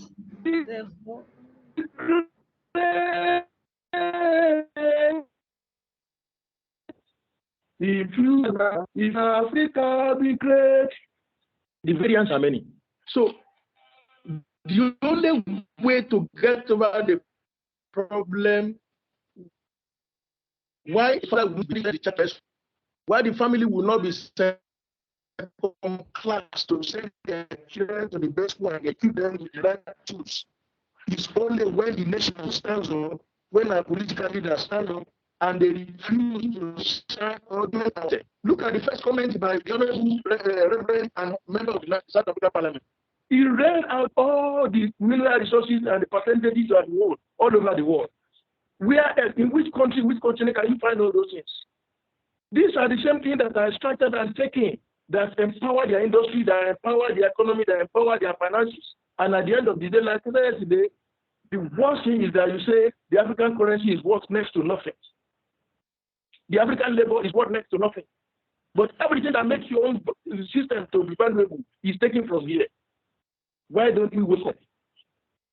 So for me, I believe that if our leaders wake up, if our leaders will not sell us out, then like Prof said, we will not lose this generation. They are already asking questions. Let me tell you another small story. My daughter, when they were doing the SARS campaign, I said, when I was a student and we were doing Aluta, we realized that those in front of the battle can suddenly be at the back. Those who are at the back can suddenly become the one in front. So please, he said, my daddy, we have agreed to make a fight. The system is not helping us. If we perish, we perish. That was my own daughter. I shed tears, but I prayed with her and I said, it's okay, go ahead, it's your life, it's your future. I wish I could do something for you that you are doing for yourself. And that was it. So all of them that are running to Europe because there's no space for them is because they don't want to fight the civil war at all. If they have the opportunity to fight their political leaders, their fathers who hold the system to ransom, you think they will not fight? Some are posting questions and comments on the internet that we find very, very unstaggering. If they can do more than that, you think they will not do it? I just want to thank God again for PRAKIS and Prince Obilana for this platform that has provided that this generation, before we go away, has provided us an opportunity to retrace the wrongs, to retrace ourselves, to question our morality and our standpoints, and our corrupt ways of acquiring and amassing wealth. Things that we don't need, that these children will not need. The reason why these children, many of them graduates of 4 or 10 years, have no job. Whereas some of them from those disadvantaged communities, they have allowances of 300, 500, 800,000 naira or more, or in other currencies to spend. And so when you give them a job, they say they cannot work there. You give them a job, say they cannot take that because they are more at all for stolen wealth. Morality is out of the window. Consciousness, equity is out of the window. And I think before I land up, because I may not be able to talk too much today, I think Africa also needs to take up the challenge of exploiting all avenues to fight for itself. There is a world court. We talk about slavery, we talk about reparation, we talk about stolen artifacts, we talk about stolen wealth, we talk about criminal extraction of our mineral resources. We can make class action and go to jurisdictions with transnational authorities. And then we can enforce our claims and our rights. But we need to work together, we need to stand together, we need to fight together. If we stand together, if we fight together, then we will achieve the success that practice has given us the opportunity to review. Thank you very much. Thank you very much, sir. Thank you, thank you. If we have to continue with this debate, it's going to take the whole of today. Perhaps this is one of the reasons why Practice is having this such conference, so that we can be able to deliberate and find a solution to some of the problems facing us in Africa. I could see Miss B she has been raising up her hand, but I will only give her just 1 minute. Then Advocate Tseliso Thipanyane, I will give him another time or another slot to quickly summarize based on the contributions that our fellow delegates have made. So, Ms. B, just 1 minute, please. All protocols observed. I'm always very sad to say you're giving the ladies only 1 minute, and then the men get a chance to say a lot. But I will try to use my 1 minute. But there's a lot of things that you have dropped that cause for concern and discussion. And I want to refer to our first speaker when he said, really and truly, and also justice, that is, we have sort of abdicated our responsibility so that many of the things we feel the generation now are challenging us to. Because it's just like in any normal, because family is the niche of society. If a child is not giving content or giving what it takes to be a whole person, wherever that child is going to be, the child will collect anything, anywhere, and start living it and start confronting you with it. And if a child doesn't also have direction or anybody to say that you are listening to me and showing me direction or whatever, the child will do whatever. So anything we'll see that the generation now is doing and we are questioning is because we have left them without any direction. Our society, there are no checks and balances. Many of the things we are saying here, like I said yesterday, is not a no-brainer. We all know somehow. If we don't, I work with project management, and there's something that I want us to be able to also to take from this conference, that we can't say Europe is completely, yes, they have done things to us. It's like if somebody, you're quietly on your own and they come and wage war with you and they win the war. And then you are there just saying, they have come to wage war, they have come to wage war, and you're concentrating on that or not. No, you've got to examine ourselves and say, okay, how did they win this war? What has happened? Where is our gap? We have to be agile about what we're looking at and saying, what have we done wrong? And we have seen all the wrong in this conference and even before now. There are many things that have been wrong about even our people. We ourselves have been part of it as well. So the question will be, how do we now, in an incremental, agile way, look at the things one step at a time, one thing at a go, and then try to improve on it?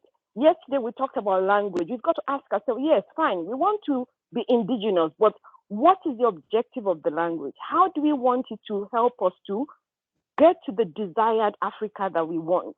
You know, is it at secondary, primary level, whatever? Everything has to be crystal clear. We have to ask ourselves what we want, but without any doubt, we have abdicated our responsibility. Everything that we are talking about here is not black and white. There are grays in between, and it's about let's see each thing, put it in a backlog of things that we need to address one after the other, and take the good from what Europe has. Because, for instance, we're here deliberating in this conference now. Even if we have to develop our own technology, if we don't have this, we will not be able to talk like this.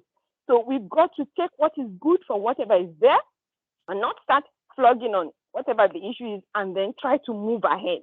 And I think the first speaker this morning, he has put so many things in perspective. We have seen what agenda anybody has, but it's not possible. We're people and we all belong to the same creator because we have been talking Christian and talking God also in this conference. So what do we need to do? Do it in an agile way and ensure we take it one at a time, but not be surprised at all the factors that we have been deliberating. It's inevitable because we don't have the checks and balances yet in place and leadership. Thank you. Thank you very much. What do we need to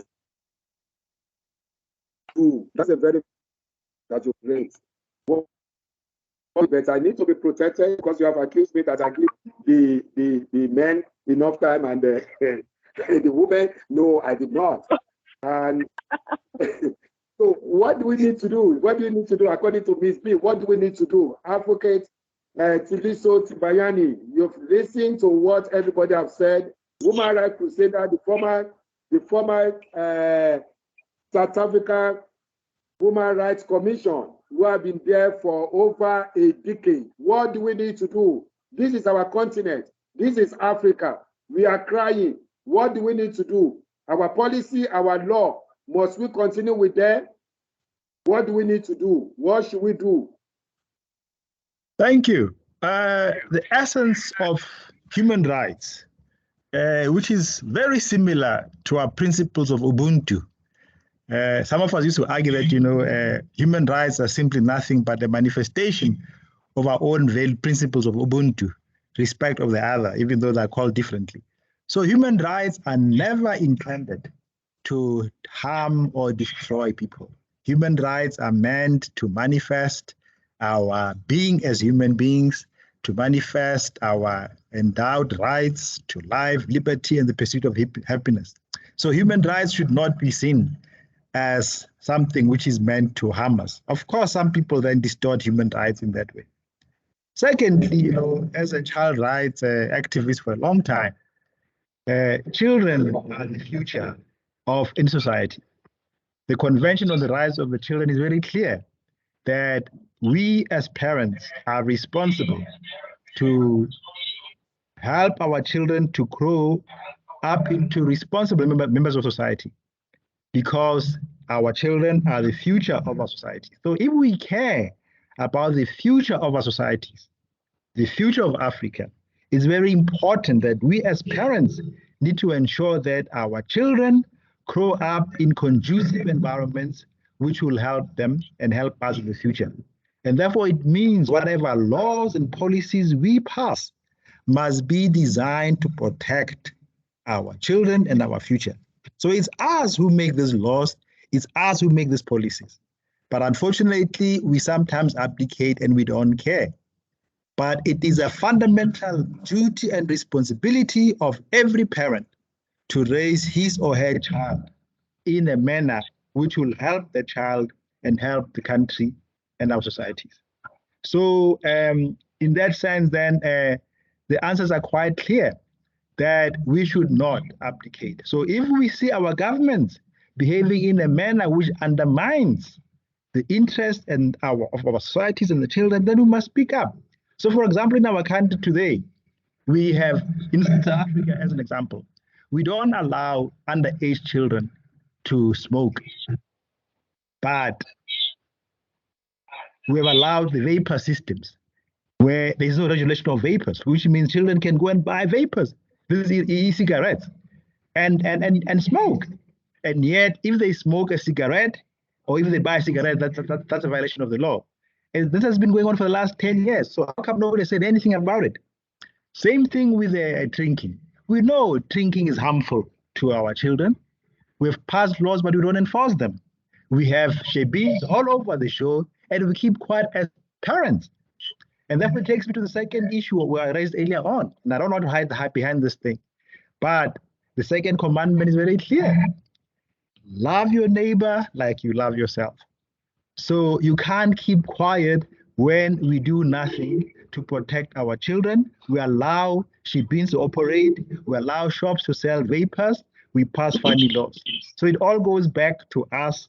And what is our vision? Or what is our vision of a future Africa? So all of us have to be responsible. That's why earlier when I was saying that, it's a pity that we're seeing a gradual decline of the involvement of Christian people in societies. And we act like we'll just fold our arms and wait to go to heaven. It starts here. And that's why in the Bible it says, in the judgment, God will say, whatever you do to the least of my children, you do it to me. And therefore, we need to reflect on this thing, that what happens in society will also be held to account.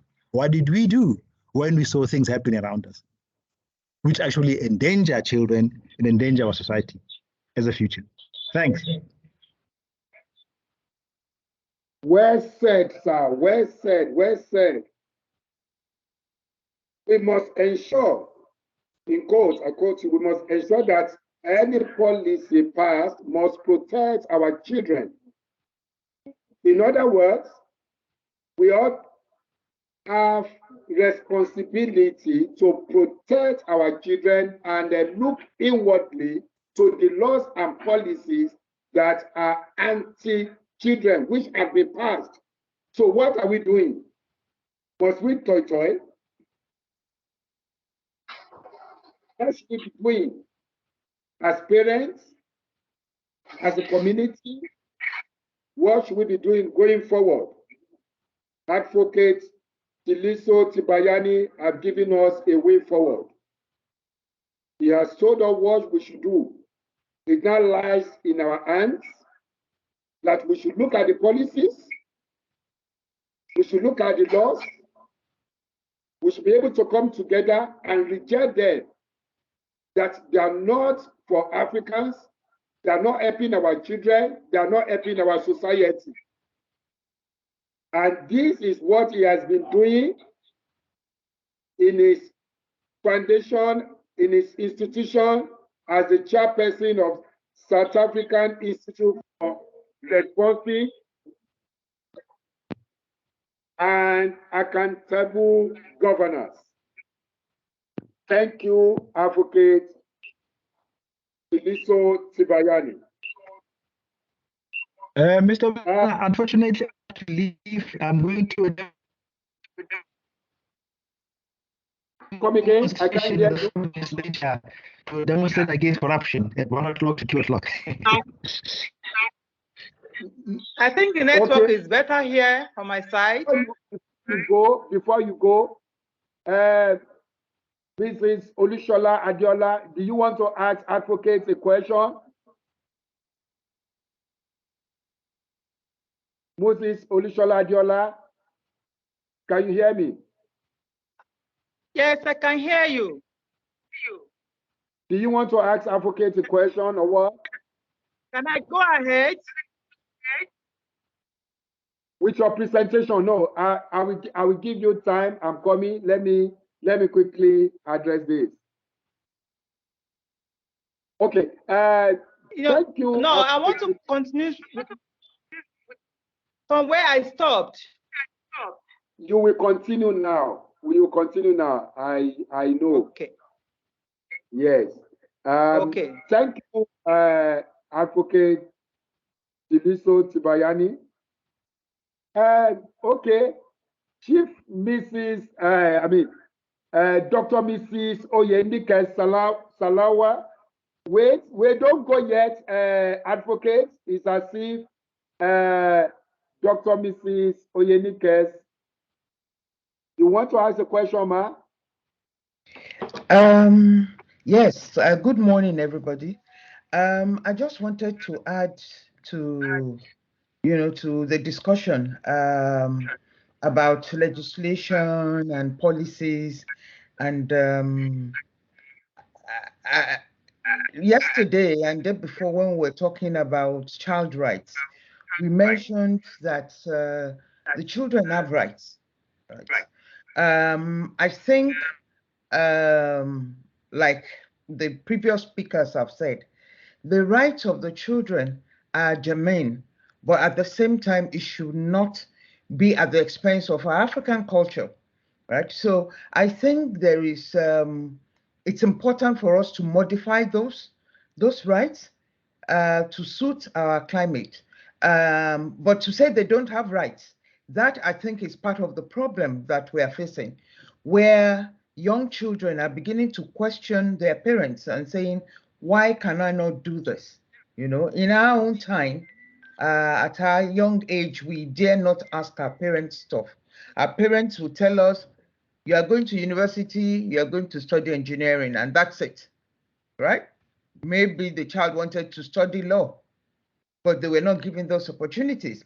And what some of us that work with these young ones are saying is that it's important to listen to them, you know, not mollycoddle them, but listen to them. They have rights to be listened to.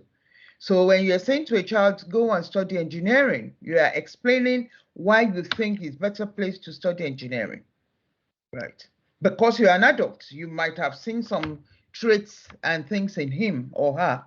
And so that's the side of the child. You know, we need to modify the laws. In my presentation, I talked about child labor.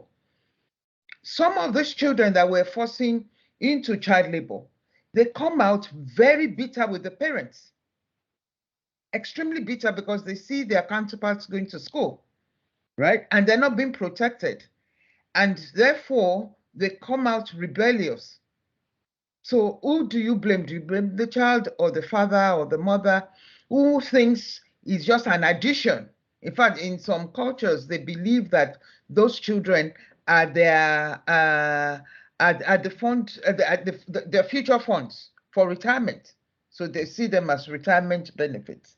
So we should look at those children and the parents. On the parent side, there are some parents that have actually abandoned their responsibilities to the children, right? So a child is supposed to be protected and nurtured and given good upbringing, but that's not happening.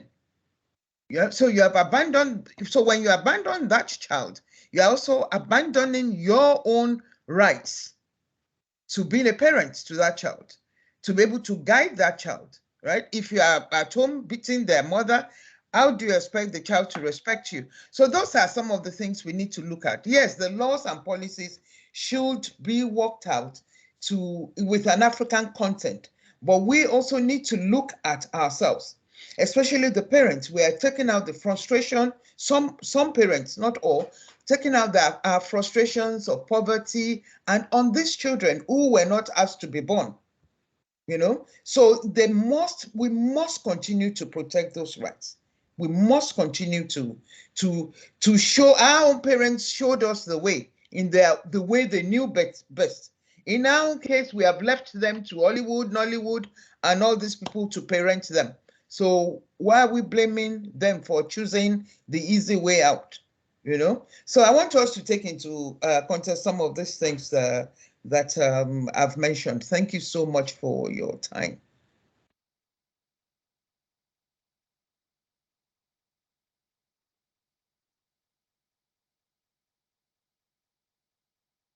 Thank you, Ma. Thank you. Finally, Advocate Tseliso, you want to respond to what you have said before we can allow you to go? Thank you. Two things really. I think, I mean, even before white people came, we've always seen children as a gift from God and as our responsibility to raise them in a proper manner. And then if you throw in then the issue of the religion, that they are also human beings in the image of God, and they must be guided to become useful people. That is really the starting point. But then we get confused with all these issues, and we allow those with bad intentions to to basically set the standards of behavior, which actually threatens our responsibilities to take care and nurture this gift from God. Now, I know some of the issues which have been raised in child rights were issues of corporal punishment. Now, I am a firm believer that we should not hit children, but we must guide them. And I, being a champion of anti-corporal punishment, I've got a 17-year-old boy, and I've never laid a hand on him. We talk. It's difficult, but it's worthwhile in the long run. And unfortunately, as the last speaker said, we tend to take our frustrations on children. And when we do that, it means we're forgotten that they are a gift from God. We have a responsibility to nurture them and guide them so that they become future citizens. And as I was saying, it becomes scary because at some point in time, we'll be judged. How did you treat this gift of mine? And therefore, what did you do when laws were passed which threatened this gift? What did you say? And I think this is one of the biggest problems, that we've allowed people to abuse the concept of child rights to do whatever they want. And then we keep quiet, that we blame child rights. Children have rights. Children deserve to be treated with love, as we are commanded by the Bible. And that love must be reflected in the laws and policies which we support as taxpayers in our countries. Because then if government passes laws which are a threat to this gift, and then we keep quiet, we're also to blame. Thank you. Thank you, Advocate Tseliso Thipanyane. Thank you very much for those words, and thank you for the advices that you have given unto us. We appreciate you, and we need to excuse Advocate Tseliso Thipanyane. Is having another presentation in the anti-corruption crusade. He needs to be going now as the chairman of a South African Institute for Responsive and Accountable Governance. You know, he has got a lot of responsibility shouldered on him. So it's because of the love that he had for us that we're able to hijack him so that he can be here. And we really appreciate your presence, sir. God bless you. Thank you, Mr. Bilana. I'll make sure the SABC espouses values going forward. Thank you. SABC is one of our national broadcasting television station, not only television, radio. And by the way, he has just been appointed as one of the board members here in South Africa. Is to tell you the good work that this gentleman is doing in our country and in Africa and worldwide. Thank you, sir.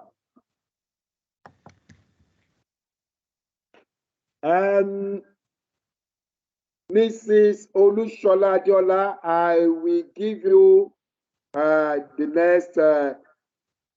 Let me say, hey, because if I say something else, Miss B is going to counter me again. Okay. Okay. Let me allow you to quickly finish. After your presentation, we have Dr. Moichela from University of South Africa to make a presentation. Then the Chief Mrs. Anita Okuribido to also make a presentation before we open the line for question and answer. And yes, let me quickly give you time to summarize. Thank you.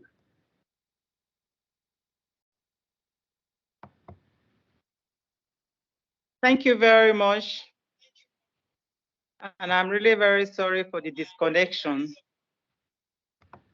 I thank all the contributors, and I appreciate your contribution on the media. And I would like to take it from that point.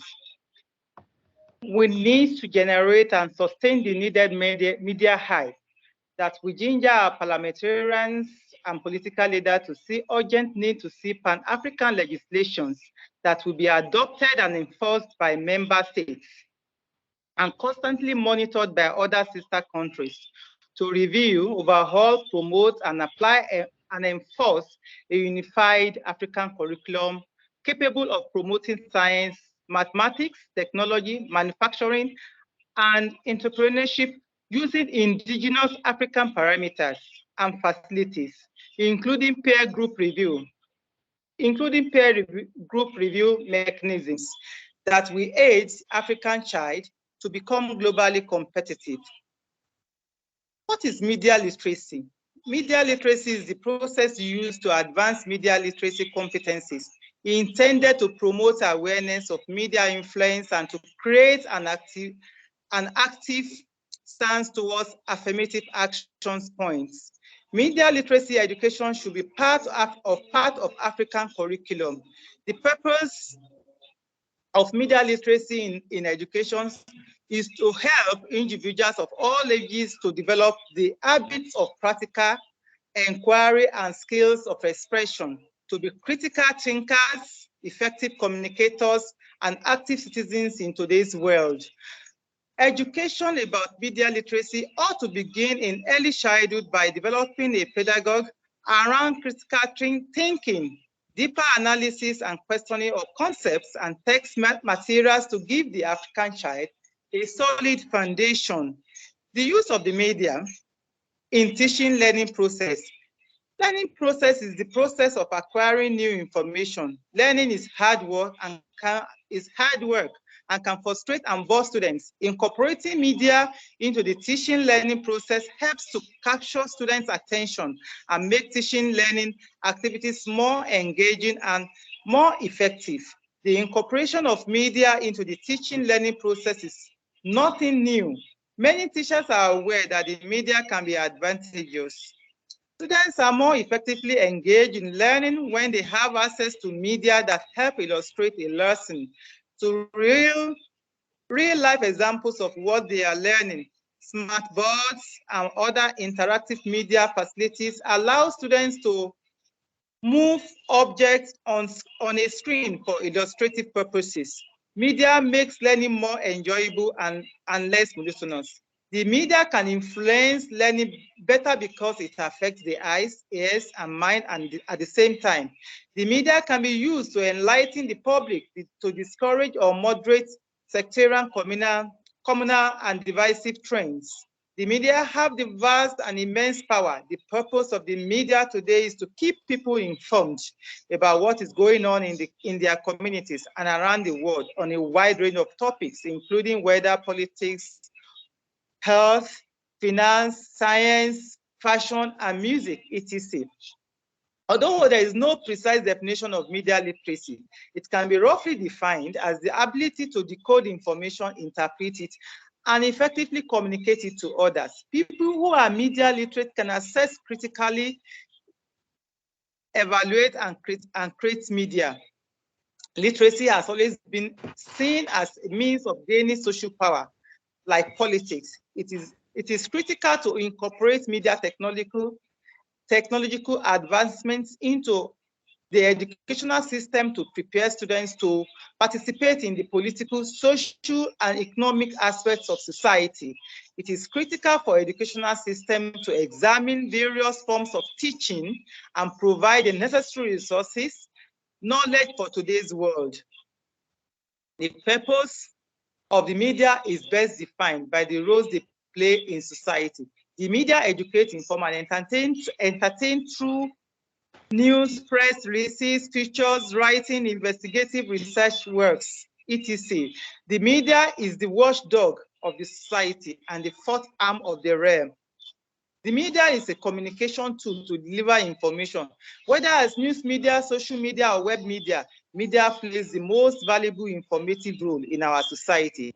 It is the main means of mass communication for awareness and opinion molding facility. Through the internet, radio, or TV, and other state of the arts channels like CNN or BBC or NTA International, we get updated news about the world just, excuse me, just with the click of a finger. The media can be used almost on any discipline to enhance learning, both in class and for out-of-class activities. Short films, television clips, written articles, and blog postings, and can be used to reinforce our concepts of spark relevant discussions, robotic animations, and AIs, artificial intelligence, capable of showcasing complex ideas within a very short period of time, can help to develop qualitative and quantitative reasoning. Research have established that people learn abstract, new and novel concepts more easily and faster when they are presented in both verbal and visual forms. However, using the media to successful advantage requires a thorough understanding of copyright laws, defamation law, and appreciation of ICT workload, and the recognition of other skills that enhance learning instead of it becoming a distraction. Media can provoke and assist to moderate discussions on the need for assessment of our values and assessment of our lifestyle of objectives through things that have strong appeal or contents. The use of media sources can help to connect the audience more vividly with events that are actually relevant. Media has the ability to overcome the physical limitations connected to in face-to-face communication. Regardless of caste, color, geographical, sociological, or economic differences, mass media serve as an important unifying tool for all.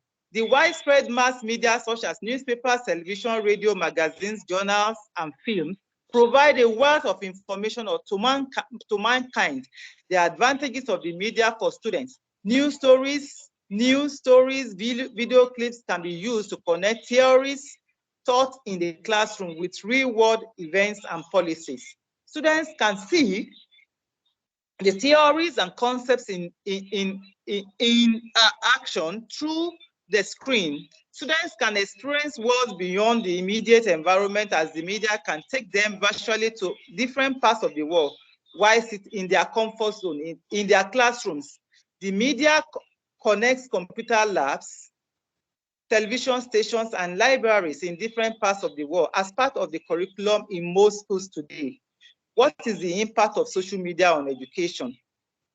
Many education institutions are now incorporating social media into their daily operations. It is common knowledge that Google, Twitter, YouTube, and Facebook are now the quickest way to find information that may be of great interest to students. Aristotle's linear theory of communication that included a speaker message and hearer claimed that communication moves or transmits an idea from the mind of the speaker through a message and channel to the mind of the listener. For example, the Occupy Wall Street movement that began in New York City gained some attention from alternative media and independent bloggers. In this case, media attention caused a movement to spread that may have otherwise remained localized. Same thing with the recent NSAS movement in Nigeria, which became very successful because of the media. As the Abuja news of the NSAS in Lagos and Abuja spread, people in other cities and towns across the country started to form their own protest groups.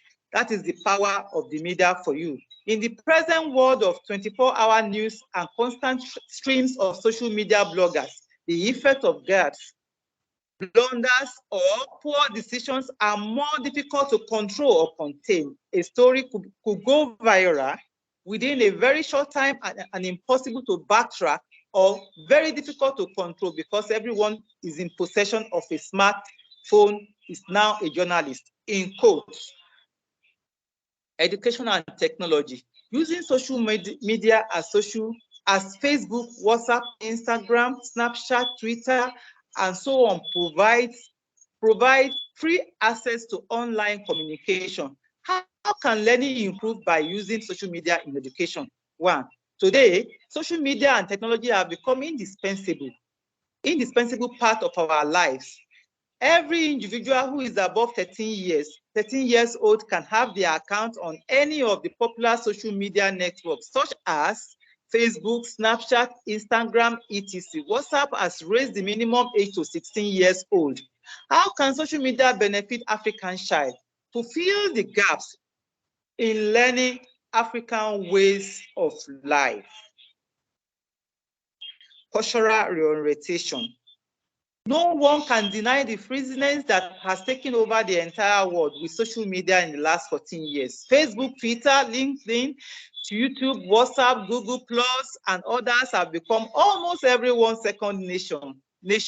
It has become one of the most effective ways to legitimately peep through people's lives. Teachers, instructional designers, educational institutions, companies, and even organizations have started to heavily rely on the use of social media to share opinion, practices, promote information and educational instructions, views, and comments by embodying them in training manuals, programs, and individual courses. Therefore, social media can be used to promote African education system, as we can connect much order to galvanize attitudinal change in promoting indigenous African education system. Presently, more than 90% more than 90% college students now visit social network sites on a regular basis.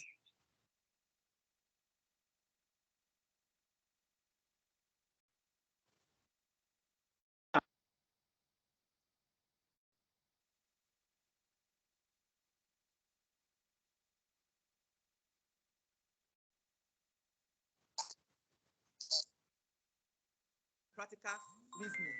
In conclusion, practice can use the media to attend physical or online meetings, discussions, webinars, make contributions, and provide feedbacks or generate new ideas. So social media is one of the powerful tools of media, as it encourages people to post, respond, share, and critique issues regularly without stress. Last but not the least, since not all audiences are technology and social media savvy, we must use easy way to share, like or retweet visual representations, upload our lectures or presentations on YouTube and other forms to encourage those who are more reserved and reluctant to open up and engage in this new African education finance. Africans shall surely overcome. Thank you, PRAKIS, for giving me this opportunity. May God bless you. And also thank you for publicizing PRAKIS, especially PRAKIS International Education Conference. You really did a good job for PRAKIS.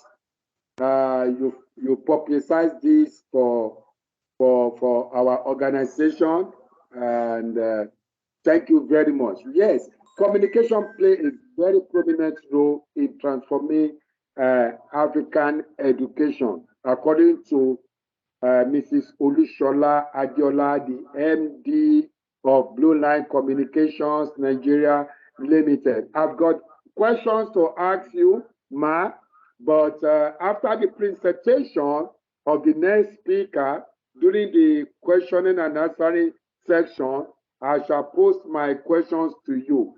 But let me quickly introduce our next speaker, our own speaker, Dr. Ziphora Moichela. Dr. Ziphora Moichela, she's a senior lecturer, a researcher, and academia in the University of South Africa, one of the board of advisory director in PRAKIS Educational Services. Dr. Ziphora Moichela is also the acting Deputy Vice Chancellor of Review World University. Dr. Ziphora Moichela, the mic is yours in the next 15 minutes.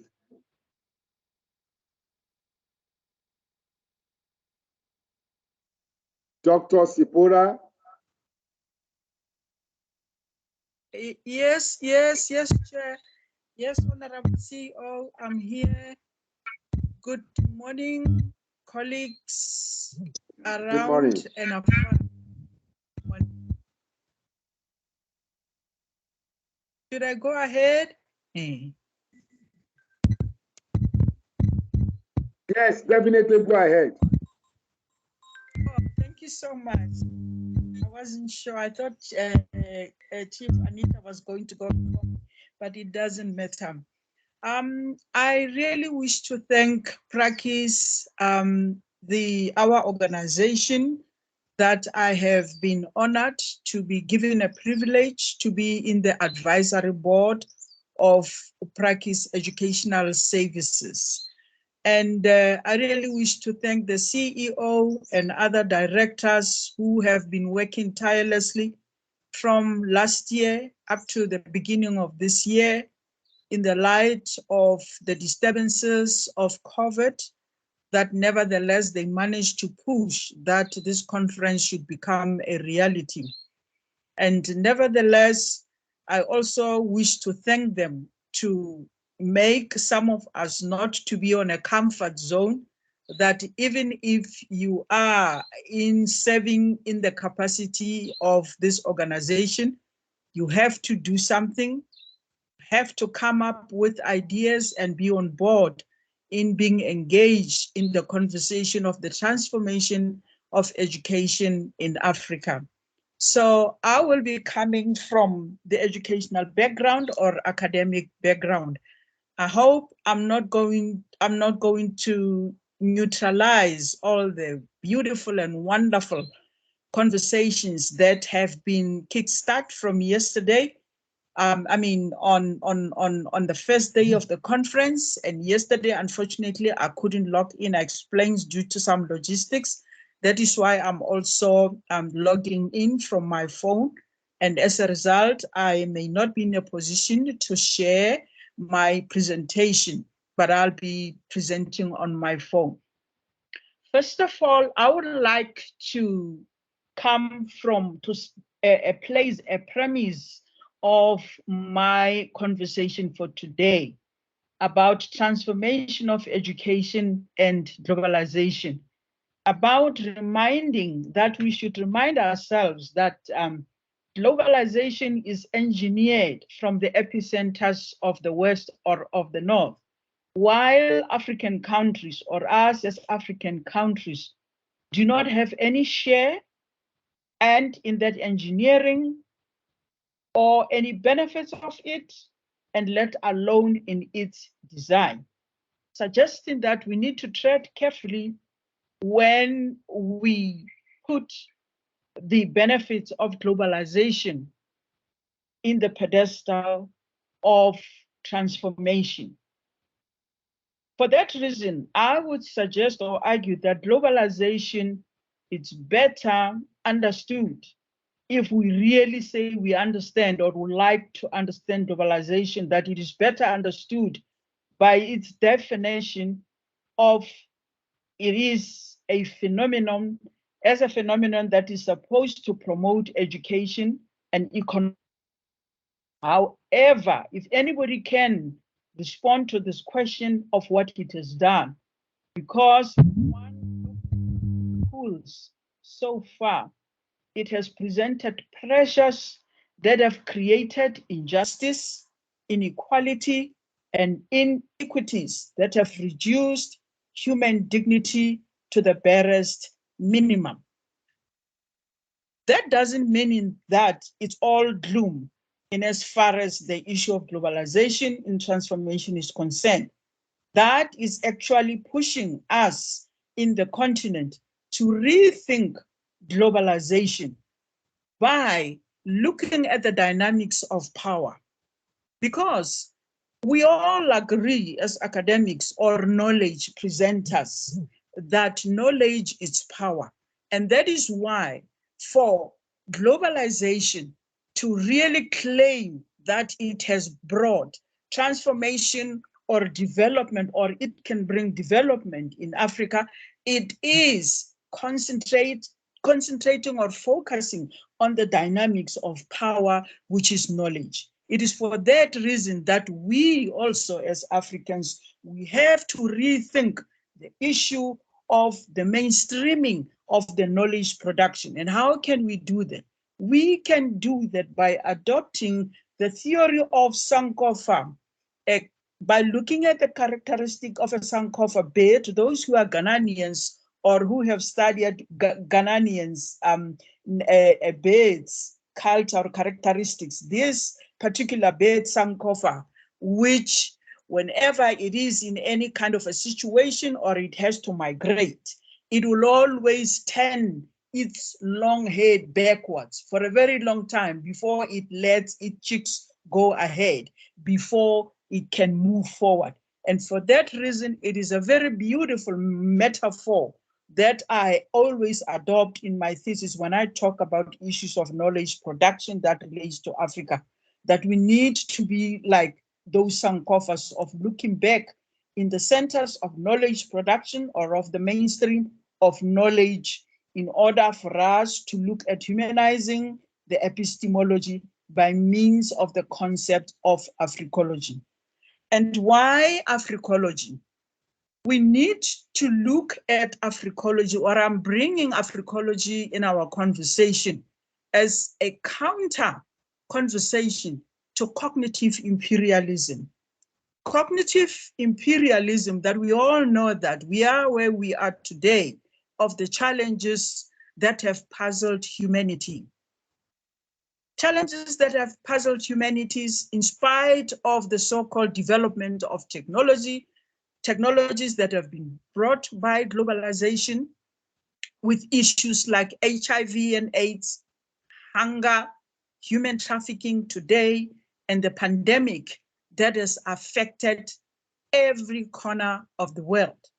So cognitive imperialism, briefly, let's just unpack it for us to understand it better, that it relates to compartmentalization of the curricular landscape of education into Western disciplines, constructs that have pushed back learning from a real world that presented chaotic situation in knowledge systems which are failing to meet today's challenges. And it is quite interesting that somebody was raised an issue that there is so much spiritualizing issues in our deliberations ever since we started.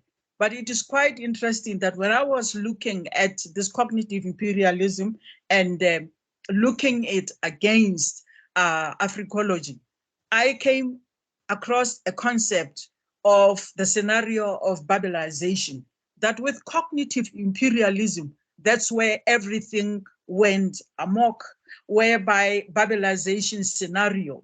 And with the Babelization scenario, those of you who read the Bible, you will relate to the scenario in Genesis chapter 11, verse 1 to 9.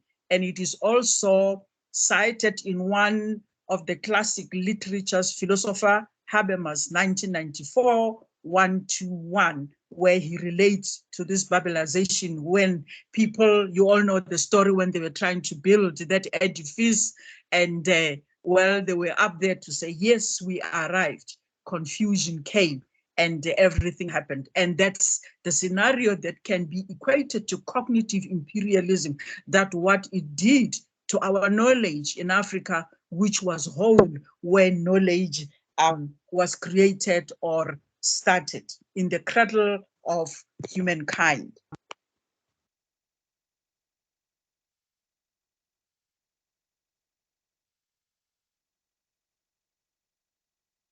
The chaotic order of the universe that I'm relating to, it's that there was a creation of an issue of the anomaly of a situation.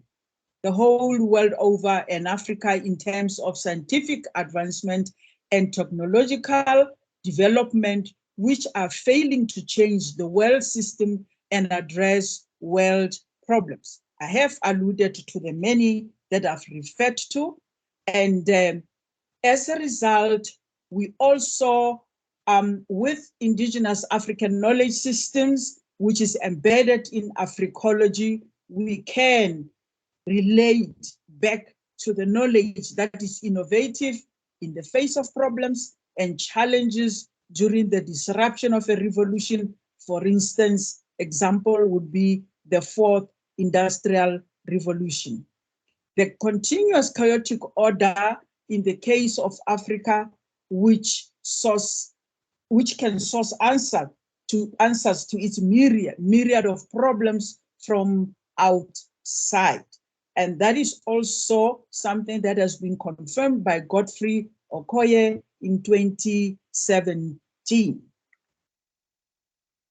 Africology and why Africology? Why am I bringing Africology into our conversation?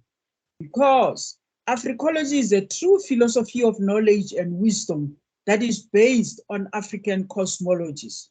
That has also been asserted by Wanda 2013. Africology, the fact that it's Africology with a K does not necessarily mean that it is relativistic to Africa alone, but it is a universal concept in its essence with its base in Africa. Africology is the heart of all knowledges, connection to both the knower and their worldviews. Africology is an epistemology based on cosmologies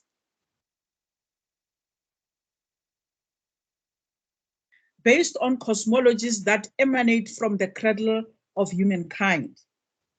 Africology includes modernity's other, which is found in globalization, which is the human capacity element, which according to Odora Hoppers and Richards 2011 and Wanda, has the potential to turn the situation of modernity's other to the extent that the global economy will be run by human beings rather than the situation where we see today, where the global economy is running us as human beings.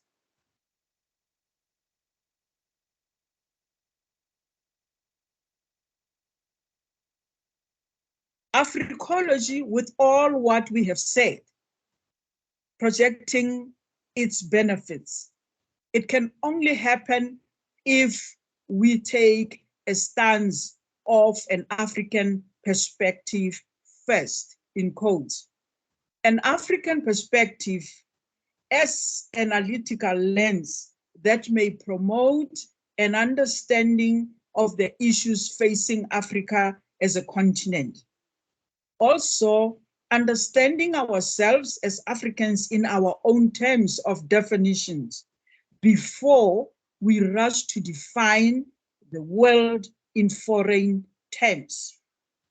Africology, therefore, is a bedrock for Africa's new dimension with propositions for actions that were not possible under the old Western view of knowledge.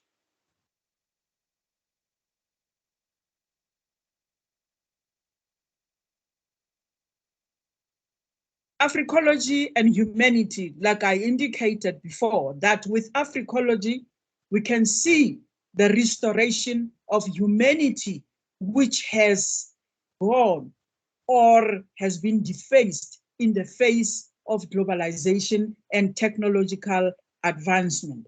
What do we mean by humanizing knowledge by means of Africology?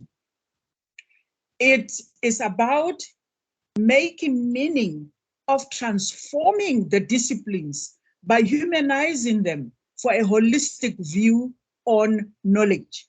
Remember, at the beginning, I said the premise of my conversation, it's about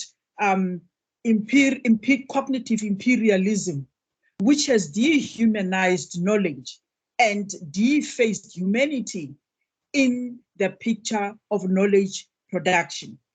Africology can bring about negotiation of knowledges from its vantage point of being a humanizing epistemology by means of giving hope to humanity from clinging unrelentlessly to the knowledge disciplines that have been designed in Europe in the 19th century. We all know of the Enlightenment society with the aim of modernizing us, the so-called natives, at least in Africa.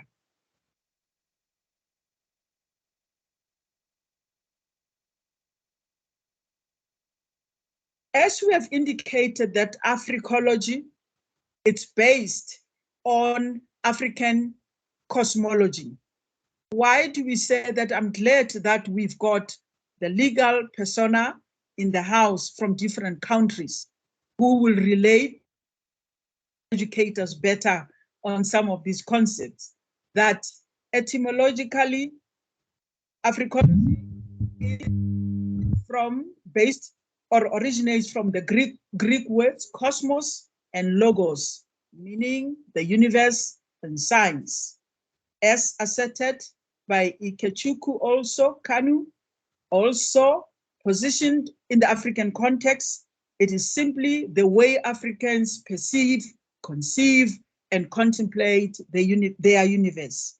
It is the African search for the meaning of life and a conscious but natural tendency to arrive at a unifying base that constitutes a frame of meaning often viewed as terminus acqueo, which relates to origin, and as terminus adequem, that relates to the end, according to John Boer, 1856.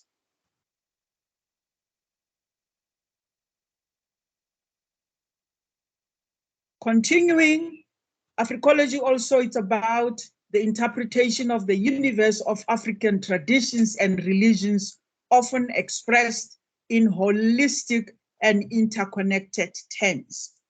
Africology, therefore, can be regarded as a true philosophy of knowledge and wisdom based on African cosmologies. Having said that, it doesn't mean that it relates to Africa only as alluded to earlier on, but it is Afri in that it is inspired by the ideas originally produced from the cradle of humankind located in Africa. Africology also, because it is African, but it is also Afri because it emanates from the source of the universal system of knowledges in Africa, according to Nabudere, 2006, 2006, and 2011.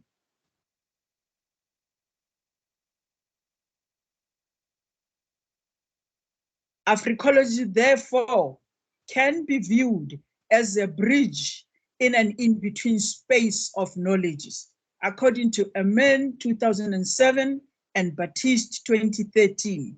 It is a space where indigenous and Western thought can be brought together.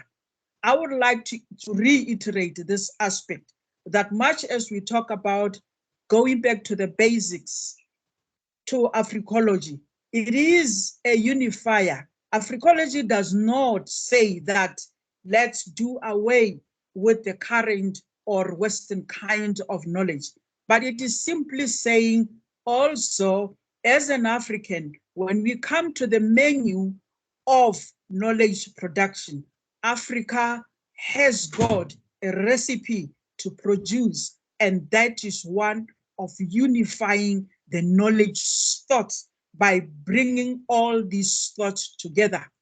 Africology creates a unity that is not for clashing of paradigms. It is not about the clashing of paradigms or merging them, but it is about where indigenous and Western thoughts meet in a space that is new and challenging in the knowledge production.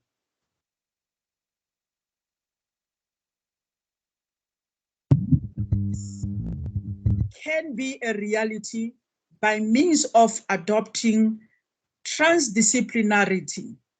Transdisciplinarity, which can be viewed as a knowledge view and curriculum approach that consciously applies methodology and language from more than one discipline by means of examining how to connect disciplinary knowledge with personal and real-world experiences. It is by means of transdisciplinarity that Africology may contribute to the other sides of knowledges, as we indicated that Africology is about merging knowledges. So it can contribute those other sides of knowledges by interconnecting them.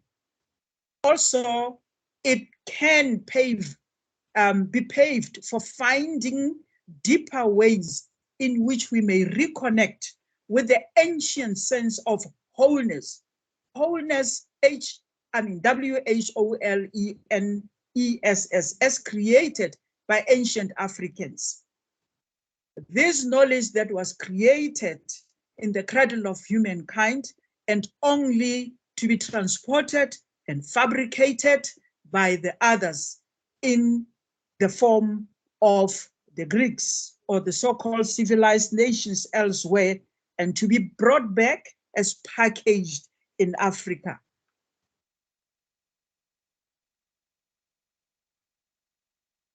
Africology is situated in the global center stage of strengthening the other sides of knowledges by working with them.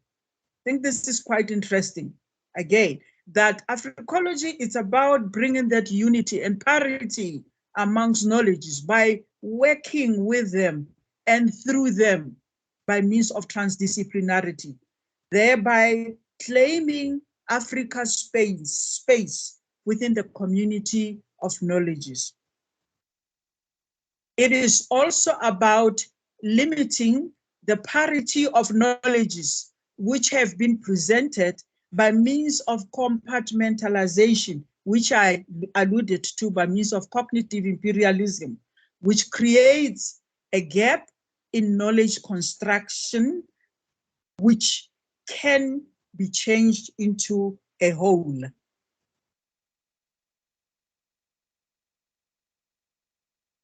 In concluding, I conclude by making a critical conscious plea to significantly that can we take a look at, through research, the legacy of Africa's relation with worldwide structures by means of introducing interdisciplinary focal areas through Africology for theoretical implementation and strategic research explorations, for example, in policy research and peace studies. Also, by means of gaining lifelong knowledge through an epistemology of hope, which is Africology. And also, on concluding further, I would say that if anybody should ask of knowledge as power is so important in this conversation of globalization, and because knowledge relates to the bridges that connects, the bridges of knowledge that connects the present and the future of what is taught today, which will be the yardstick for the education of the future generations, which the generation of today, which has been said by the VC of RUNI, that the generation of today, the kind of Africa that they want. So through Africology, we can really present something and say, our youth of today, the Alpha generation, this is the yardstick that we have said as the past generation. I thank you.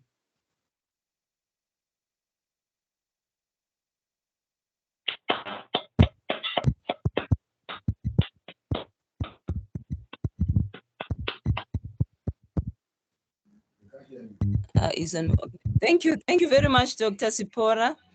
Thank you for those worthy words. At some point I had to sit down and try to catch up because those were really bombastic academic words. But thank you very much for for giving us that information and for enlightening us.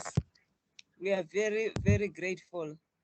At this point in moment, as the program director have indicated that we are going to have the speakers in succession. That is Dr. Moichela, who just concluded her speech now.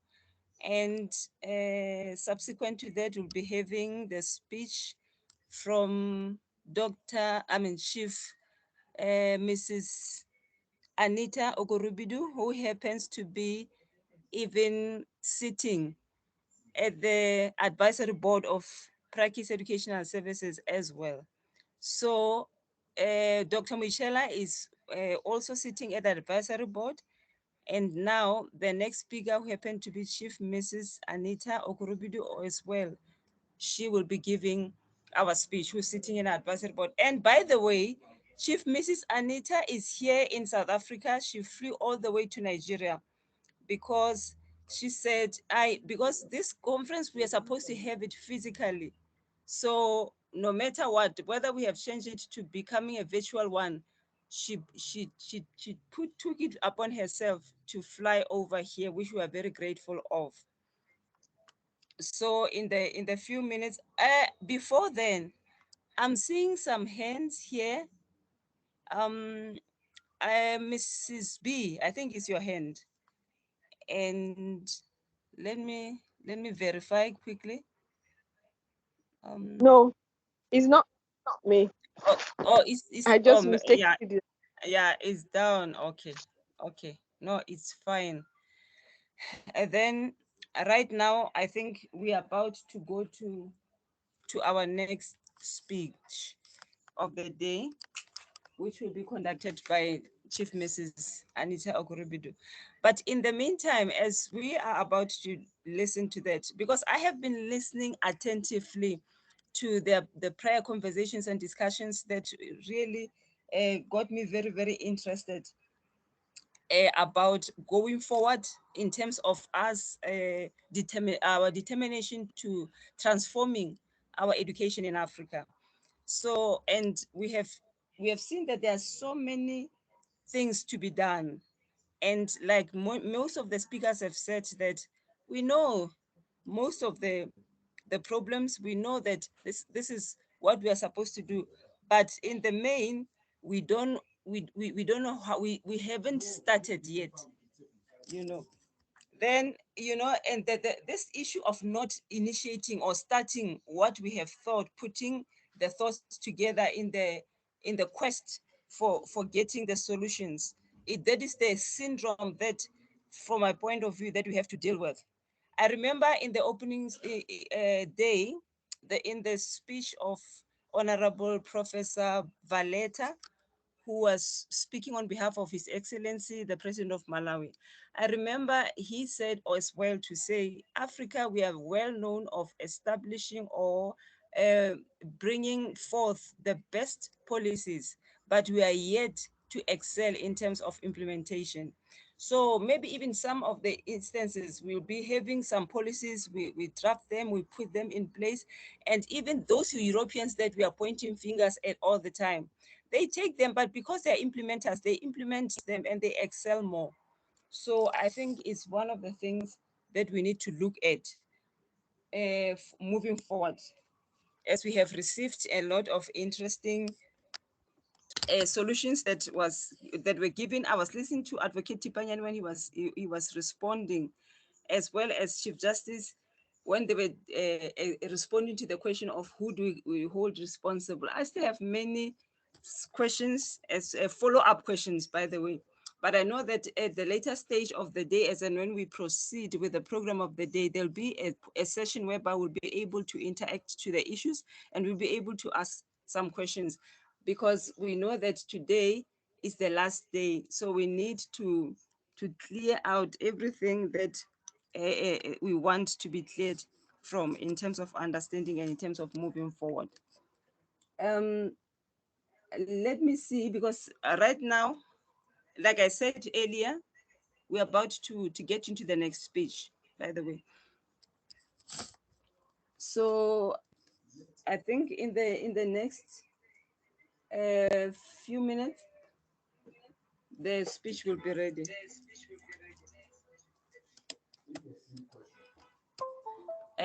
So in the meantime, can I take questions? Because I know that.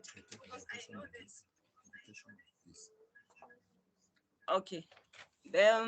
Because I know that there are some people that felt that they didn't get enough time to respond, you know, to the questions earlier on, or even yesterday, even first day. So if there's any other one, okay, Miss B. Yeah, I know, because they were giving you 1 minute. So let me give you this opportunity. Because another thing, colleagues, we have. Yes. Miss B, you can go ahead. All right. Hello. All protocols observed. Good morning. Sorry, I don't know. I don't seem to have very good lighting, but I guess you can hear me.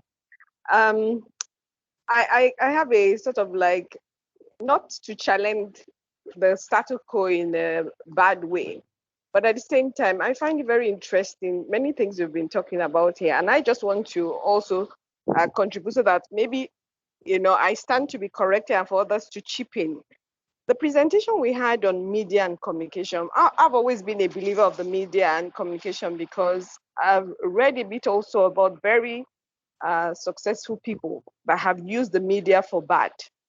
And one of that person is the Adolf Hitler, because when he discovered the power of a microphone, you know, he used it to his benefit. That's one thing. And then I remember the speaker, our first speaker this morning, when he was giving us, you know, details from what somebody had said, a Dr. Nicholas on YouTube. That's another use of media that has got to us. Then I think of the fact that we're all here as well, you know, through the power of the media. And all these are tools and, you know, opportunities, let me put that, somehow the developed world has created, because we haven't created ours yet, and we are trying to make use of and go ahead. And so I want to sort of, will I say, challenge and get us also thinking this conference, the fact that yes, we need an Afro ecology. We need all that it takes to be indigenous and bring everything that we have into play. But at the same time, I think we also have to look at the fact of using what we have and how can we use the power of the media and communication that we have. Fantastic. Also, we had the barrister Tseliso telling us that he's going to be part of the broadcasting. I think these are powers that we have already. These are opportunities we have already that we should start looking, and I keep saying it from an agile perspective of how can we begin with these tools, with these opportunities, with these kind of starting points, so that whatever it is that we are trying to or going to be doing moving forward from here, all these are put into perspective. All these are put as opportunities, so that whatever anybody is using as anti-Africa, this can be our own opportunity as Africa arising to the world. I'd like to talk about from my own professional area, sector, hospitality and tourism. I look at the fact that when you look at the media or online, and you want to go and find out things about Africa, for instance, now, there are very few things. Maybe you see the monkeys and the hungry children. That's all that is promoted there, whatever. Can we do more? Can we use all sorts of things? We have so many beautiful, like now I am into travel and tourism as well. I promote African destinations. And sometime this week, I was trying to promote Sierra Leone, and there was an index of tourism development or something. And, you know, from a foreign source saying that these are the most, you know, visited countries in Africa. And Sierra Leone wasn't there. And Sierra Leone has amazing beaches and so many things that we all know here that Africa has. But who is promoting that with the media? Is Europe stopping us from using the media to promote that? No. Then I think also from the tourism perspective, as what Ghana has done with the media, bringing the diaspora back home, and they had this year of return. And apart from that, that government also uses legal power to also create citizenship so that a lot of people in the diaspora will come and invest in that country. That government also did all sorts of things that made investment-driven decisions to come into that country. And it wasn't sort of like, nobody disturbed them. Like, if I can put it, Europe didn't. And what does that tell us that we can learn from Ghana? One country in our 54 member state country was able to bring billions and investment and change to that country. So what I'm trying to say, in other words, what we have at the moment, no matter how little or whatever we're looking at it, is still material enough for us to work with and move ahead. Thank you.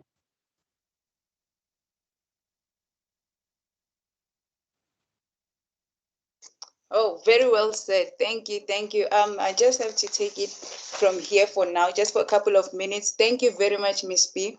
You've said quite a mouthful. And towards your end there, you were speaking about, the role of government, making that example of Ghana to say the Ghana government was able to support. Those are the things that we are talking about here in PRAKIS as well, because most of the things that we need to do, like our COO spoke about implementation. Sometimes we come up with good ideas, we want to implement them, but there are forces that try to stop us, even though we believe that where there's resilience, we will not be stopped. When you made that example of Ghana, for example, tourism, for example, we've encountered some challenges here in PRAKIS regarding the visas when we wanted our delegates to come here and so on.